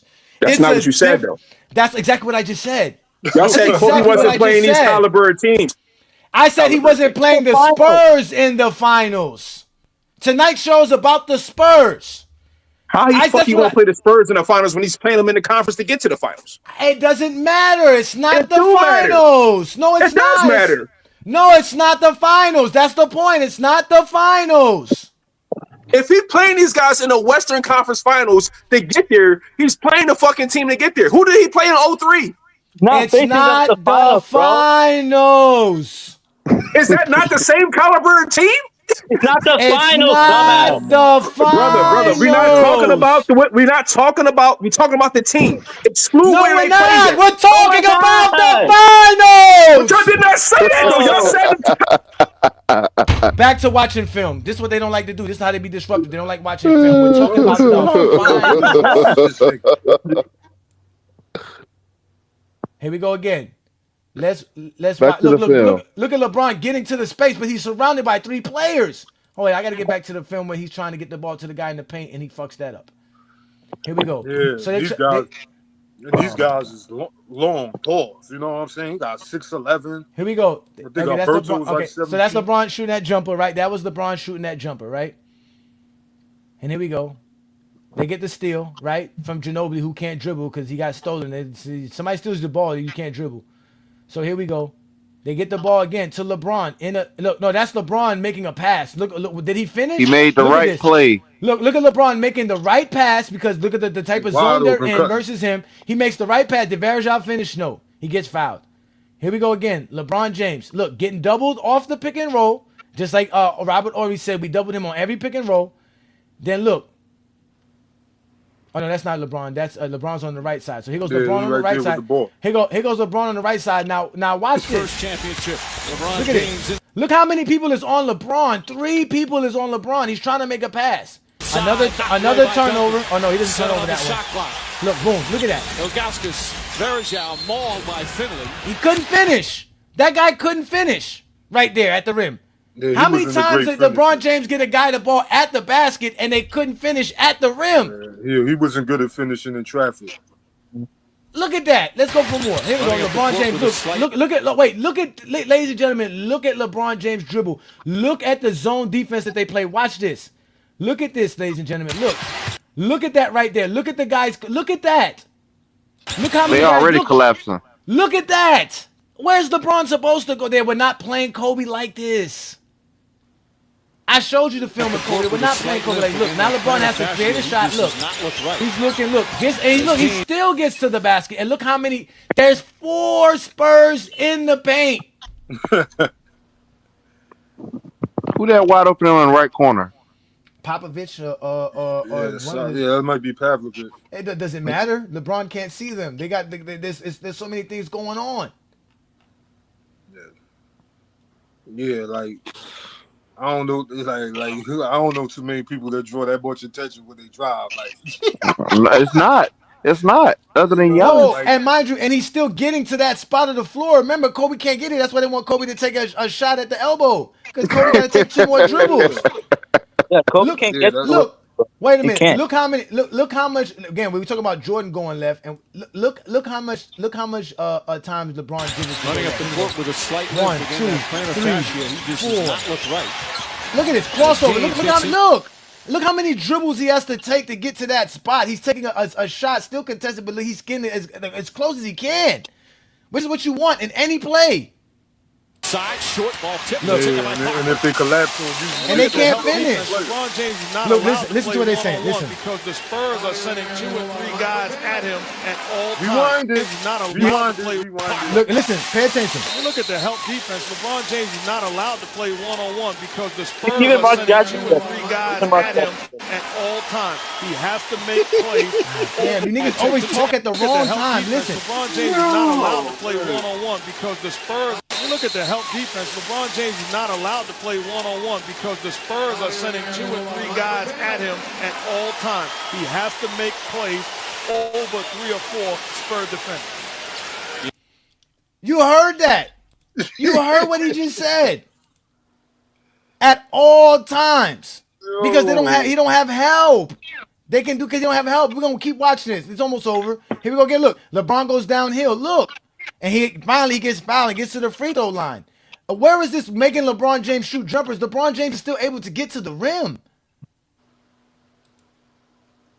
Like, that's what I'm saying. The film don't never match what y'all be saying. Y'all just be liars. And then get mad at me because I'm calling you liars. Because y'all can't talk basketball. I want to see them argue with the film and what Mark Jackson just said.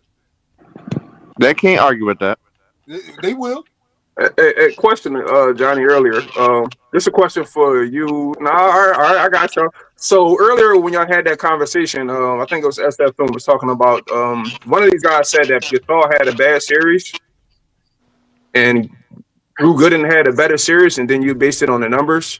I remembered a couple weeks ago when me and my boy had this conversation. I thought y'all were basing on the film with that, because if the film showed that Drew Gooden in that individual series performed better than Gasol in his individual series, Would the numbers still mean anything? Didn't show based on the argument what Juan Boy said, based on the film. The film doesn't show that. If we go watch the Yeah. film of 2007, Drew show that. Gooden, and 2008, Pau Gasol, you're gonna see a difference. You're gonna see a big difference. Pau Gasol was really playing good defense in that series.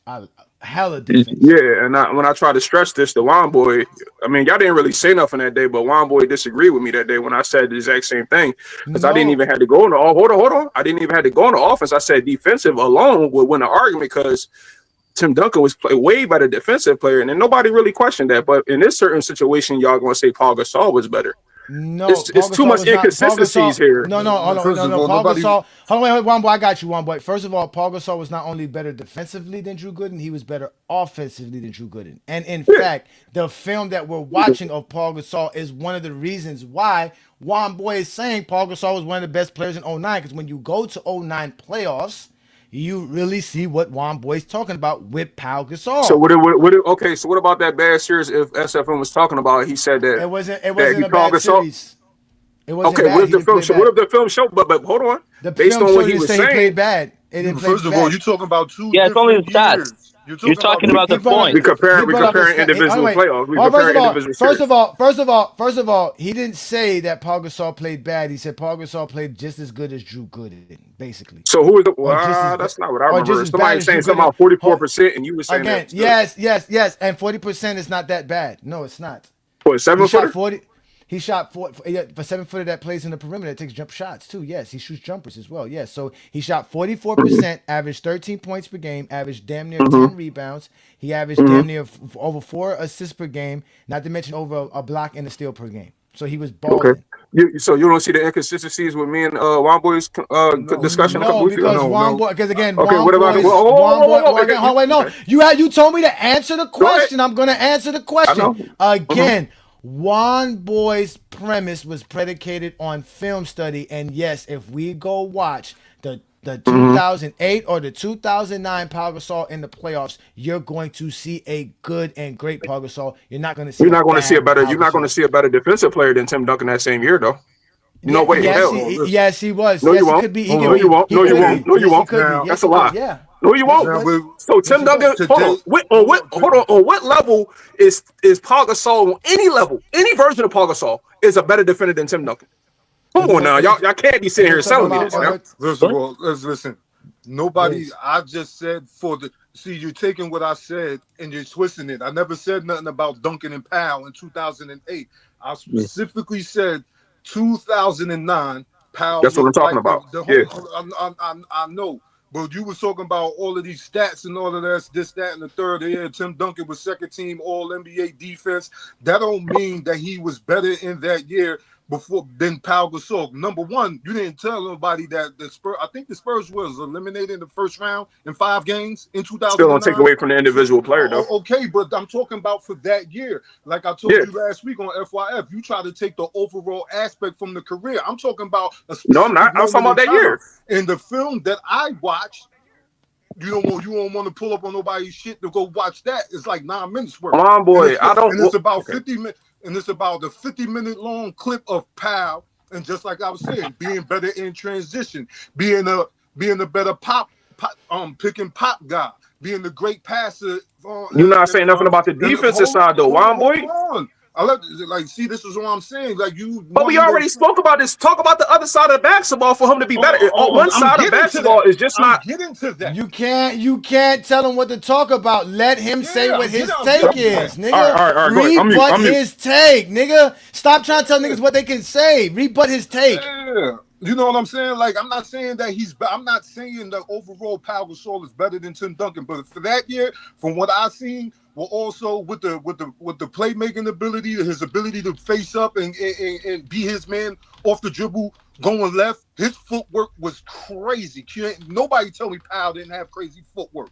He was able to finish over either shoulder with both hands, great in transition as a passer and a finisher.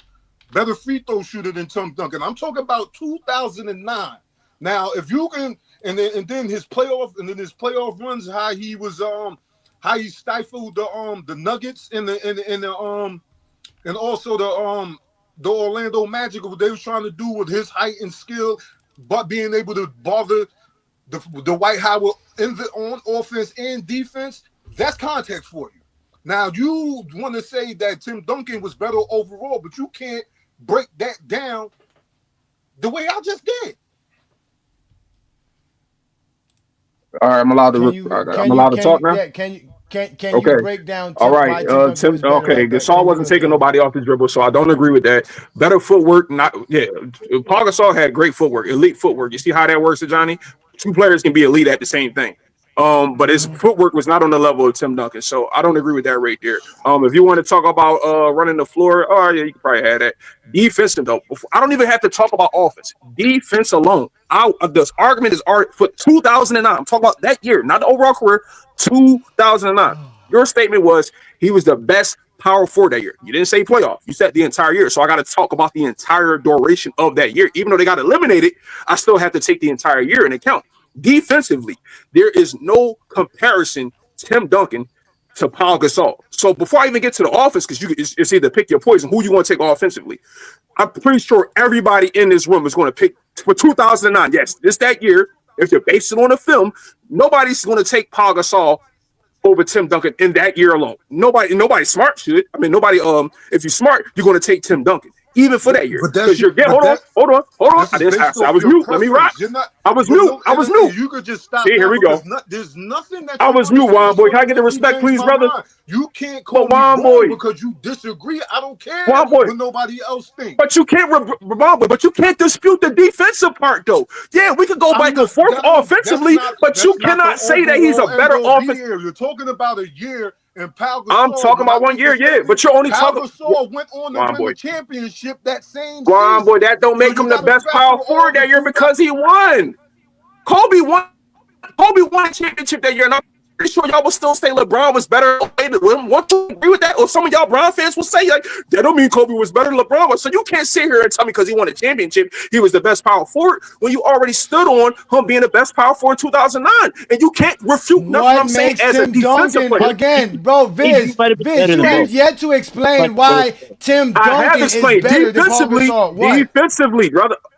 Based on what? On what? Don't bring up his overall defensive prowess. What did he do in 2009 defensively? What did he do in 2009? He's a better shot blocker. He's a better shot blocker. He's a better team defender. What did he do in 2009? He's a better anchor defender than Paul Gasol in 2009. Hence why he got a defensive 2009. team. How? I just explained everything. He's a better anchor. He can anchor your defense. He can anchor your defense. Brother, you know basketball, Johnny. Why do I need to be descriptive? He's an anchor. He can anchor your defense as a center and power forward. What you mean banking on what? What do you mean? Predicated on what? Predicated on what does anchor your defense mean? See, y'all do this. Predicated on his entire career. No, in that year, he's an anchor defense. He's a shot blocker. He's a great team defender. He's a great help out defender. He got good lateral movement for a center, and he's a just great team defender. There's nothing that you can argue defensively that Paul Gasol can do to Tim Duncan. So is Paul Gasol. Based on what then? How is it any different? So how is it any different? Andrew Bynum was their main defender. Who was injured that year? Averages a block. Andrew Bynum was hurt. I understand. That's what I said. Yeah. And he was still their best defender when he played. Andrew Bynum played 50 games in 2009. The Lakers' defense was predicated on a strong perimeter defense with the Reeves, Kobe, Fisher. Paul Gasol. Again, we're not talking about Kobe and all that. We're talking about Tim Duncan. And we're talking about and the Lakers' interior defense was weak in 08. The Lakers, nigga, let me fucking talk. Shut the fuck up! Shut up! Fuck! Shut up! Just shut the fuck up. We have to dissect this because you niggas just be saying shit. I can say all the fuck I want. I want to understand why. Don't use Tim Duncan's career to you for 2009. So Paul Gasol played 81 games. He averaged 1 block per game and 0.6 steals per game and 9.6 rebounds per game, 6.4 in exact for defensive rebounds. Now, Tim Duncan was a better rebounder and a better shot blocker, and Paul Gasol was better as far as getting steals.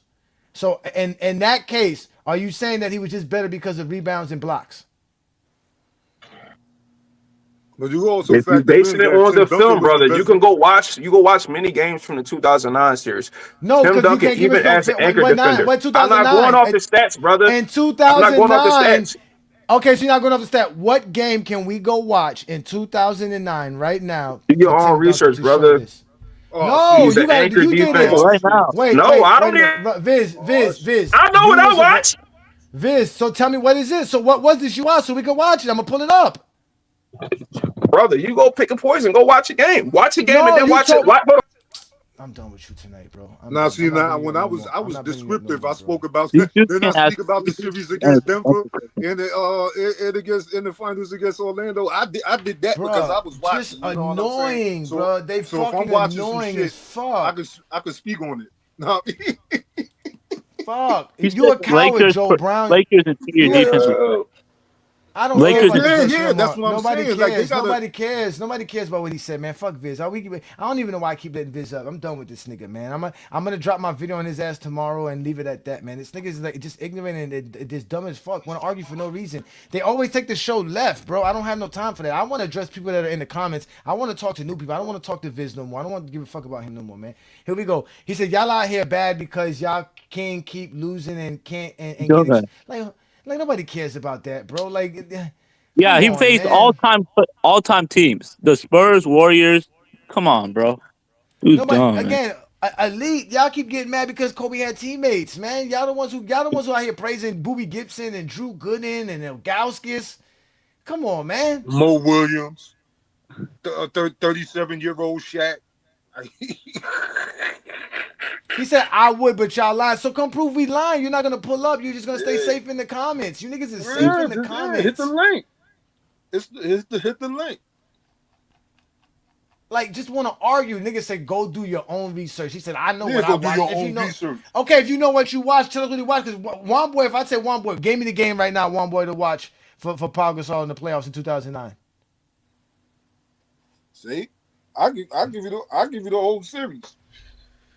Which series is that? Western Conference Finals against Denver. So I can pick any game. His height and length gave them problems. You know, like Denver was. I wouldn't really say they was an inside team, but like guys like Kenyon Martin and Nene, dudes like Lionel Cleaser and all that. Come on, like it was a clinic. You know what I'm saying? Like I said, Hey, this saying easy work in the chat, bro. This dude is just. I mean, I don't even know what to do, man. You can say anything you want in the chat, but once you hit Yeah, that that's link, how I'm gonna say. Man, these dudes just. Let's go shit, Powell cooked Denver in 2008. That's when he had that 36-16-8 game. I think it was the first round. Powell out there on the break, pushing the break. Powell, I mean, like they be, and they think I keep bringing up Powell to talk down on Kobe. No, Powell was that great. Like, and Kobe will attest to that. Kobe even said before he passed, man, we don't win them two more rings without Powell. Here we go. Points allowed regular season. They were one of the worst teams in the Worst league. defensive team, yeah. Yeah. And an interior team like the Lakers, like, come on, man. All right, let's watch some film. All right, so here we go. Oh, we got Allen Iverson. Look, Bonovich is on the floor. What year is this? This is 2008. Oh, wait. Look at this. Look at instantly the Laker offense is to give the ball to Pau Gasol to play make. Look at him playmaking. Look, playmaking. Look at the playmaking of Pau Gasol. Instantly, the first play of the game. Pau Gasol is playing. Here go. Pau Gasol set screens. Here we go. I'm gonna post up. Look, boom. Here we go. Look at this. Another bullet pass. Look at. Oh my gosh. Great pass. Great pass. Here we go again. Here we go again. Look. Here we go. Let's watch this. Here we go again. Look. Boom. Oh, look at the ball moving by the Lakers. Pass. Oh, what a pass. See what I'm saying? The Lakers played great team. Lamar Odom, all these guys can make passes, can set up other teammates. Skill big. That's how the triangle works. That's how the triangle works. Look. Boom, look at that. That's every basketball is made to play like this. Man, the triangle offense is not the only offense. Look, boom, look at Pau Gasol again, setting screens, helping Kobe out. Look, get it to Pau Gasol. Look, finishing the paint. Footwork. Come on, man. Y'all just be hating on players, bro. Here we go. Look, ball. Look, give it back. Here we go. Oh, excuse me. Look, Paul Gasol. Look, boom, jumper. I fake got ball this. fake. Bam, 15-footer. Bang. Look, Lamar Odom misses. Look at me get the tip rebound. Bang. Look, bang. Kobe, I got this. Don't worry, Kobe. Give me the ball, Kobe. I got this. Oh my God. Right in front of the rim. Moving without the ball. That was a great pass by Kobe. Look how he get back in transition. Look how quick he get back. Rebound. No rebound. They make the shot. Shit. Lionel Cleaser. Look, boom. Posting them up. Look. And look how they guard Luke Walton. Look how good Paul Gasol is. They're not even letting him get the ball in the post. Remember I was saying, hold on, wait. Y'all remember when I said you can't get the ball in the zone in the post because you're getting double teamed? Here's a perfect example of why the zone this is called illegal defense. Look, they're not even guarding Luke Walton. Look, double team the post man. They're playing a 2-3 zone. Look, to keep Paul Gasol from getting the ball. That's how much Paul Gasol is dominating in this game. They're like, fuck it, we'll let Kobe and them shoot because we can't let Paul Gasol dominate. Look, right there. Look, that's how you break the zone. You see that? You swing the ball to the weak side. And obviously the man in the middle, which is Paul Gasol, look what Paul Gasol does. Look, ball swings, look what he does. Trap that man there. You get that baseline guy. Now, look, nothing but space. But look, a turnover happens. Look, almost a turnover. Look, but see? Bang. Paul Gasol making the right pass. Out there to get downs. He look out there. Verjao couldn't do that. El Gauskas can't. Drew Gooden can't do that. Look, that's how you break down the zone. Look, Look, check this out. Look, you want to run the zone? Look what Phil Jackson says. You want to run the zone? This is what we do. Watch this. You want to run the zone on us? Watch how you break down the zone, ladies and gentlemen. You take Paul Gasol. Look at him. What do? Where's Paul Gasol? That's how you break that. Look at Kenyon Martin. Flash to the middle of the zone. Look. Yep. That's how you break it down. Look, see, boom, look.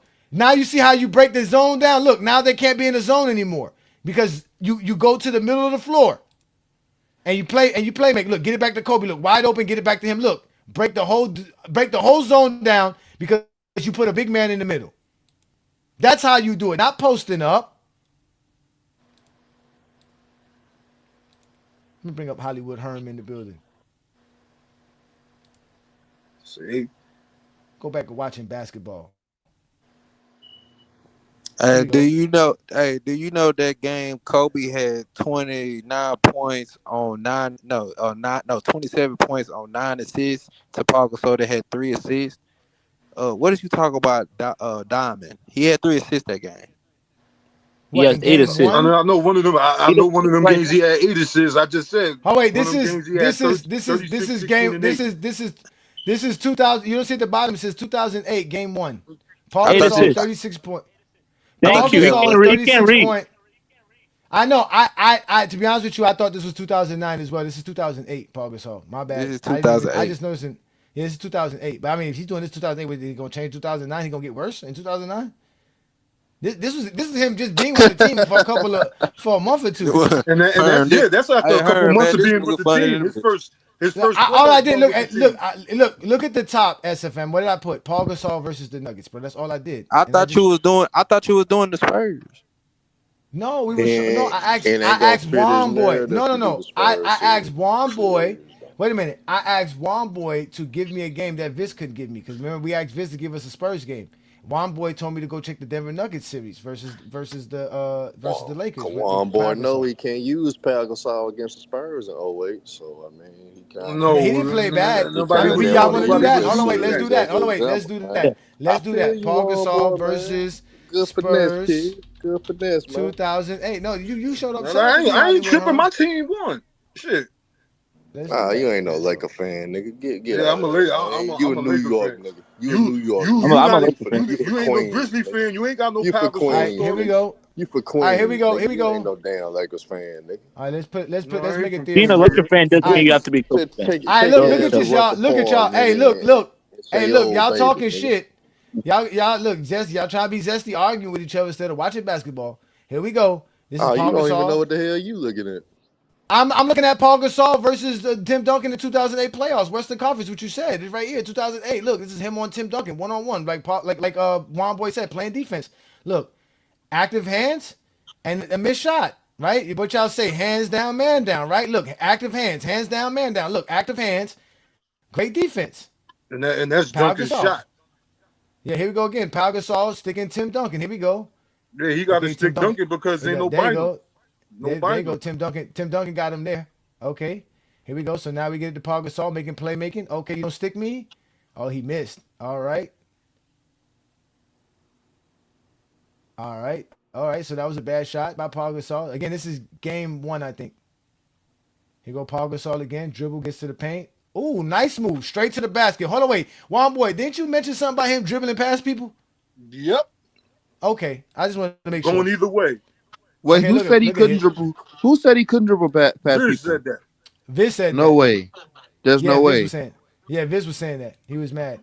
Here go Well, Kobe. now, mind you. Look, remember, y'all, remember, this is the play I showed y'all with Kobe. Remember, this is the 1-on-1 play I showed y'all earlier today. Look what happened when he look how they collapsed when he all got to the paint. No, look of how course they collapsed. They're gonna collapse with anybody, but again, they're not playing him like they were playing LeBron. Look, they're still playing man on man. Look at where Tony Parker is. With LeBron James, he would be closer to the elbow. They're all looking at him. Their focus is all on him. They're not playing a zone. It's 1-on-1. Kobe has the whole side of the Why floor. would you play zone against Kobe Bryant? Oh. Why would you play zone against Kobe Bryant, especially back then, 2008 through 20? Why would you do that? Why would you play zone against LeBron? Stupid. That's just so stupid because LeBron can't shoot at that time. That don't make sense, brother. Yeah, that don't make sense. It definitely don't, fam. That's stupid, bro. It doesn't make sense. Nah, but you play zone against LeBron to take away his greatest asset. That's the pass. Which is what? A Herm. No. What is that asset? You play zone to cut off driving lanes. That's what I said, to take away from his Yes, that's it. You cut off driving lanes. You don't. Kobe has multiple driving lanes here, sir. If he was such a great dribbler like you said he is, he should be able to get around the motherfucker. He gonna pull up. No, he's not. He's gonna get a dish off. Look, he's gonna do it. Listen, because he's an average guy at the rim. He makes the smart play like Kobe Bryant always does, and passes it to the man. There you go. That's why he wanted to play with Phil Jackson. Hey, John, he always was great against the Spurs, though. So I mean, I ain't. Okay, here we go. No, I'm not. Listen, I'm not saying Kobe played bad against. Nobody said he played bad against the Spurs. I'm not saying that at all. I'm just showing you the way they defended him. Here we go. This is Paul Gasol guarding Tim Duncan. Let's see how good of a defender he is. Look, they clear out the space. Kobe's trying to help. Kobe's getting caught out. Pass out. Okay, good defense by the Lakers. All right, he made him pass and gets the rebound. Good job, Paul Gasol. You cannot end a defensive play without a rebound, ladies and gentlemen. That's why it's important. Here we go again. He's battling with Tim Duncan. He gets Tim Duncan out further from the rim. Look, active hands, active feet. No hand checking. Look, again, forces him to pass. Great defense by Paul Gasol. Look, making him go out there. Look, taking an 18-footer. Go ahead, look. Active hands. Contested the shot. That's great defense by Paul Gasol, though, as well. Yeah, of course. The Lakers play good defense there. But Paul Gasol, again, 1-on-1 with Tim Duncan. This is 2008. Here we go, 2008. Look, again, he's bodying him up. Contested the shot. But Tim Duncan still makes it. Because we know Tim Duncan's nasty like that. Here we go again. They're going to go back to it again. They're going to work this magic. Tim Duncan facing him. Look, active hands. Like you play defense. Look at his hands. So active. Look at that. Oh, my God, Tim Duncan. Oh, yeah, but Paul Gasol didn't play defense, though. Like that. Tim Duncan was like that. Hey, that was good defense. Nothing you can do about that. Tim Duncan keep it moving. Yeah, Tim Duncan, look, but he's going to work Tim Duncan too, though. Boom, look at him work Tim Duncan. Oh, he missed that one. That was a nice post hook. He just missed. Yeah, he missed it, though. They told me Paul Gasol was a liability on defense. Look, he look at active hands. Oh yeah, they didn't watch Paul Gasol. Put a name. Tim Duncan is nasty. Tim Duncan is nasty. Look, here we go. But they going Tim though. Look, they going Tim. Look, take him right to the hole. Like. Oh, that wasn't a foul. That was a foul. Oh, now he right past Tim Duncan. He been there. Bam. To me. Oh, look at him. Tim Duncan is nasty. Tim Duncan. Damn, Tim Duncan's nasty, son. I ain't never believed a Tim Duncan like that.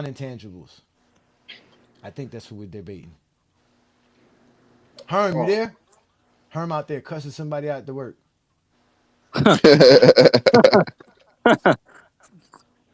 Yeah, Johnny, I thought Pau Gasol was soft, overrated. Bruh, Yeah. these dudes Couldn't don't, No, it's play they only the don't watch Kobe defense. fans. basketball, man.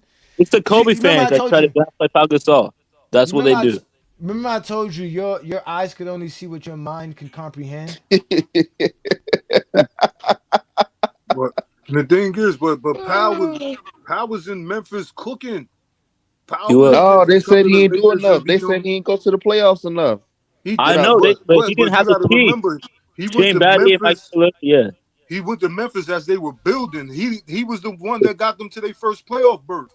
He was the best guy on the team when they won 50 wins in 2004. Yeah, I think they played Dallas in the first round. That was still a younger, inexperienced team.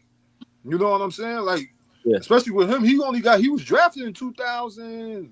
One. Yeah. Yeah, like that's his third year with the team. They got 50 wins. They Memphis, said he wasn't Memphis, shit without Kobe. the Grizzlies was an expansion team dating all the way back to '95. Look how long it took for them to make. And then It took after them almost Kobe 10 went, years to make their first playoff berth. and he went to Chicago, made All NBA in Yeah, 35 he started in the All-Star game. Yeah. Like I was that At good. Hey, 35. I'm repeating what the Zesty Bean said. They don't know basketball. They be lying. Like I said, Kobe's career is not enough. Michael Jordan's career is not enough. So you got to make shit up. You got to make shit They up. said Scottie Pippen wasn't shit without Jordan, even though he won 55 games and went to the second round without Jordan. He made the Western Conference Finals without Jordan. That too. So y'all heard all of this stuff. We showed you the film. I didn't use no stats today. I didn't bring up no stats. I gave y'all straight eye test, which y'all say I can't do. Which y'all claim GOAT James Kingdom is not about. It's being basketball fans, watching the games. Y'all always say you go see it. We did it. I did it. I showed you the difference. Again, I'm not trying to compare who played better, who didn't play better. I'm just showing y'all how they guarded Kobe and how they guarded LeBron. We heard them say, let Kobe play one-on-one. Let Kobe take jump shots. We heard them say, don't let LeBron get one-on-ones. Play LeBron James with multiple guys. He has to make plays over 2, 3, 4 defenders. And we see Denver wasn't trying to let Powell go one-on-one. They was in doubling Kobe. It was doubling Powell though. Yeah. Crazy. Yeah, because how you stop a great post player is the zone. How you stop I guess a great slasher. Because I'm gonna be honest with y'all. I looked up the Google term for slasher or the definition of slasher, and it says here it is somebody who drives to the basket. Primary focus on driving to the basket, athleticism and speed, ball handling skills, draws fouls. Examples: Giannis Antetokounmpo, LeBron James, Dwayne Wade, Derrick Rose, not Kobe Bryant. Another type of players.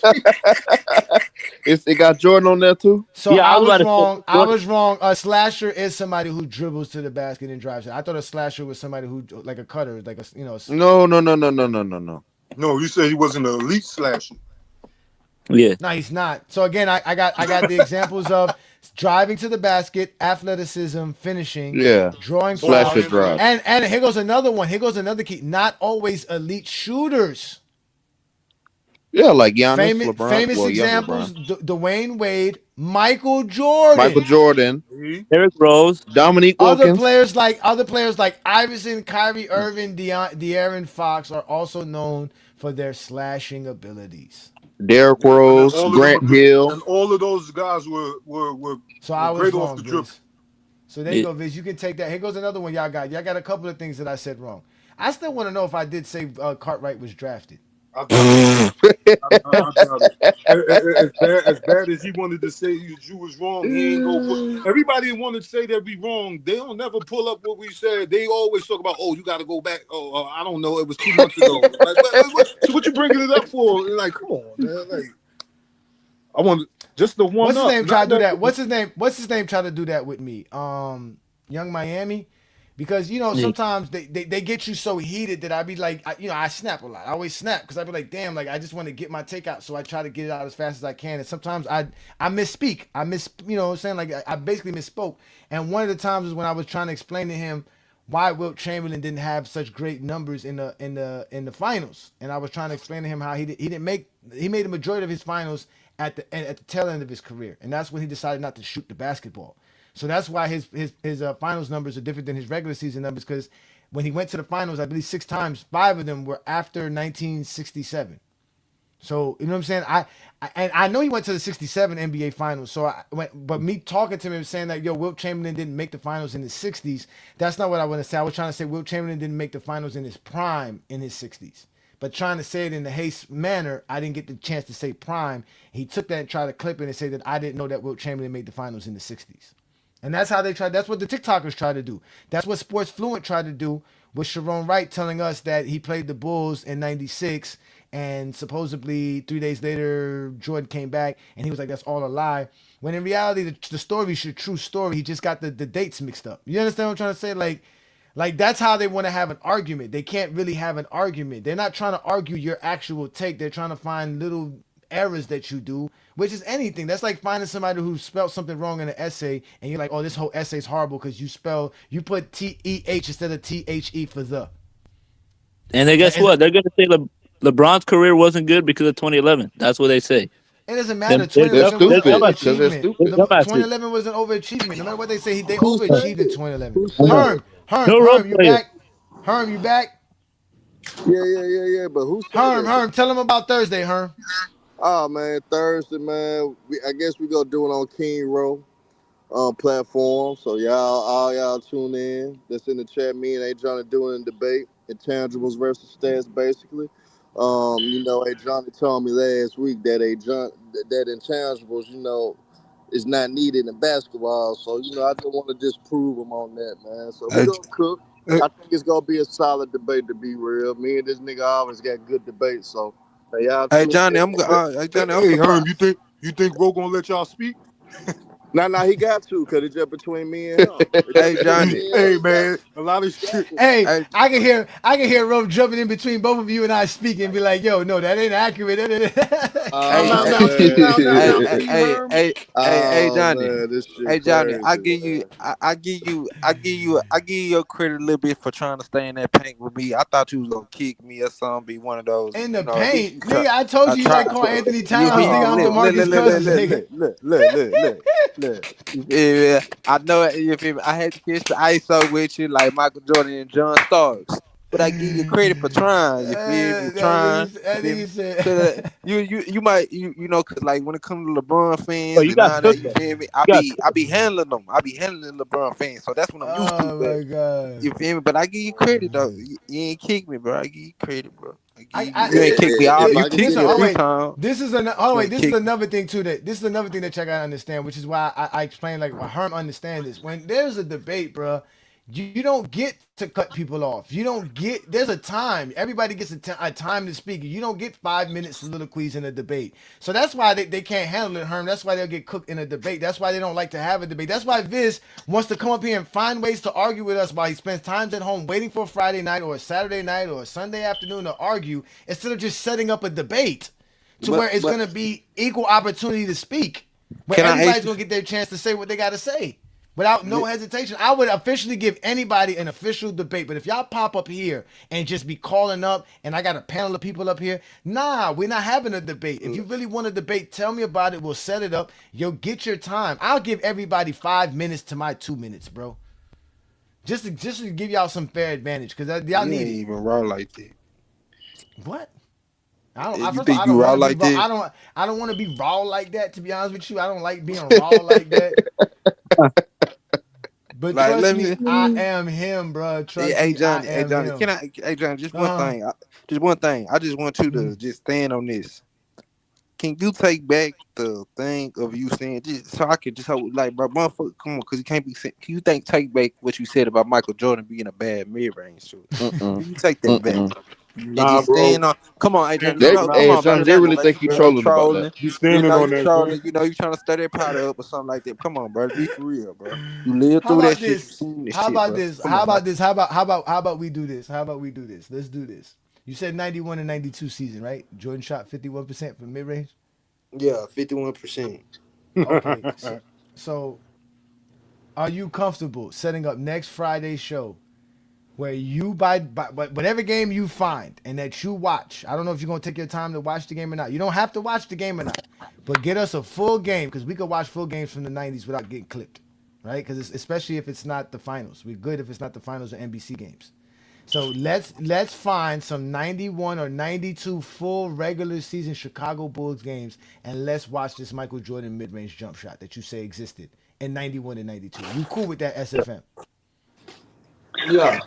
Yeah. I will make the show that even if you don't show Oh up. shit. But all I'm asking you to do is find the YouTube games in full. I'm gonna go find my own game just in case you start ducking and Yeah. running from me and hiding. Yeah. His So, mid-range game really peaked in the second huh? decade. Yeah, he was still in his athletic prime then, so you really ain't gonna see that jumper like that. Like I'm Bro, We tired of gonna Yeah, you. see his because mid-range, if his I mid-range understand peaked in correctly, the second in three-peat. 90, if I don't know if it's 91, I think it's 90. I think 90 Jordan shot 37% from Let me 3-point say this. land. Let me say this, y'all.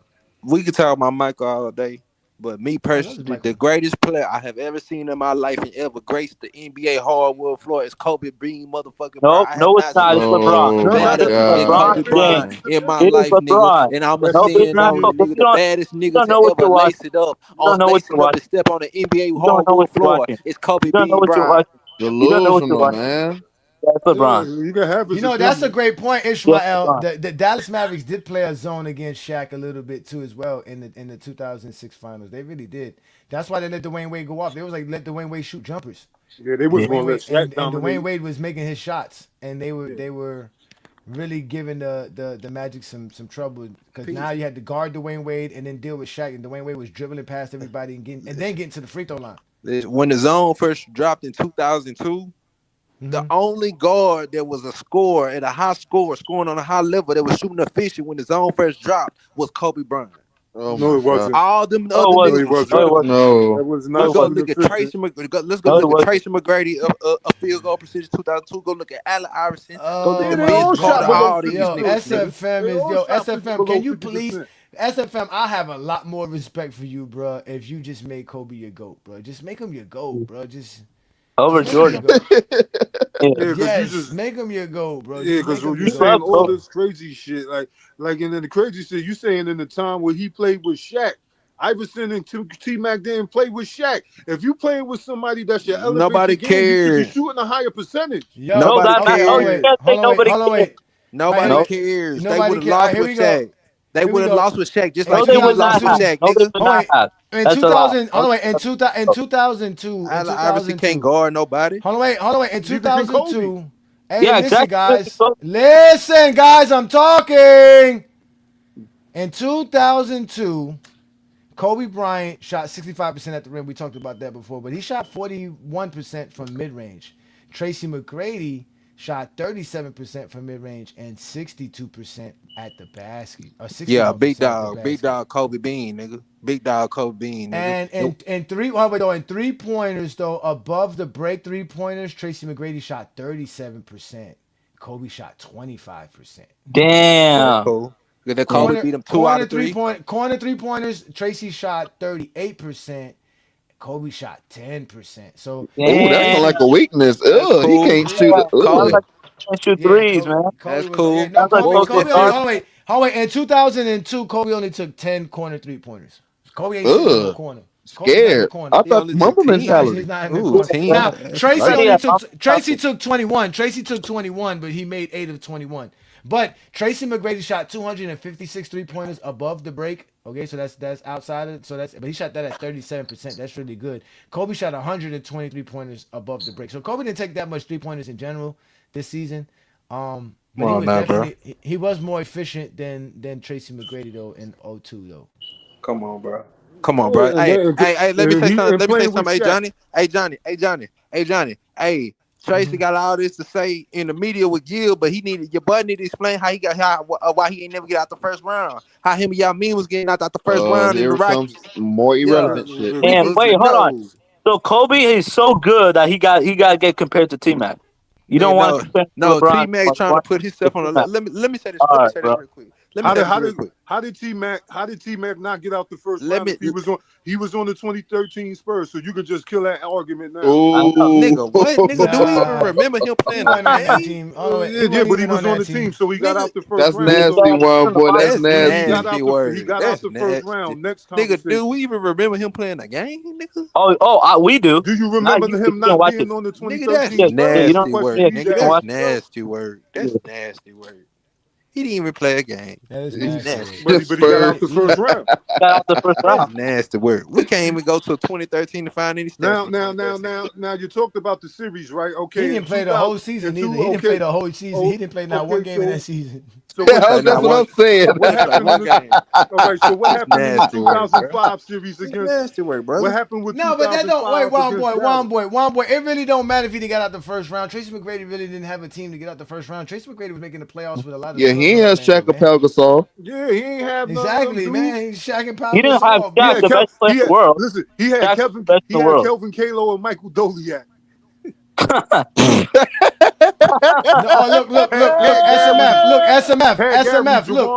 SMF, look, he wants to go run to the record. We know Jordan shot 49% from mid-range in 1997. We have the numbers of that. We're supposed to go to the games but we don't have the numbers for. That's what we're going to do. And supposedly, between 1990 and 1992, Jordan shot 50% from mid-range, which is elite. But why? But what makes? I want to know what makes him shooting. What makes mid-range shooting so important? Because Jordan did it a lot when they watched him play. That's not yo. And they can't shoot. And you know why? Because they can't shoot threes. That's why one boy. None of these dudes can shoot threes. Like so the mid range is important. They can't shoot threes. But the crazy thing is he ain't had a handle to be cracking nobody off the dribble to get open. He's taking contested shots. The mid range shot is so easy to contest because it's closer to the defense. Who's getting open mid range shots? Nobody. So you just want to keep praising guys for being able to hit contested shots. Well, you know who's hitting open mid-range shots? Jordan's man, because Jordan's leaving them to go steal the ball or go gamble somewhere. Yeah, I remember that. I remember the first play of the game when they played the Knicks. He tried to gamble on the steal with Gerald Wilkins. He missed the steal. Gerald Wilkins turned around, made a shot in the lane. Like that's the type of SFM, man. Why can't I talk bad about Jordan, man? I was told that the part of the GOAT debate is talking negative about players, man. Y'all the ones who open up this door for me to talk bad about Jordan, man. I don't even know why that's the part. That's a dumb thing. I want to stick to Jordan. I want to stick to 32,000 points. I like talking about 10 what's called 9 all defensive selections. I like that kind of conversation. So if you talk about the 32,000, 10 scoring titles don't move me like that. 10 scoring titles don't move me like that. 32,000 moves me more. Right? Wait, 32,000 moves me more. 32,000 moves me more than yeah, but that's not a record though. I mean, LeBron has a record for. I know that's a record, but 32,000. 10 scoring titles is a record. Yeah, 10 scoring titles. It is a record. You're right. I'm not gonna take that away from him. That's one of the records Jordan has. But again, I still think 32,000 is better. I like his 9 defensive selections. I like his 5 MVPs. Right, that's like definitely a monster. You better like it. What else? What else do I like about 6 Jordan? finals that's kind of MVP. really it. Nah, I don't like one MVP.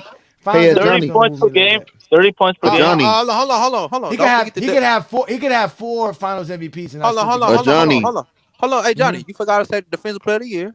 Don't forget that. Nah, we're not. It's fake. Yeah, but Johnny, I don't like. Hold on. Hey, Johnny, hold on. You forgot to. Hold on, y'all forget something. Don't forget average 40 in the finals.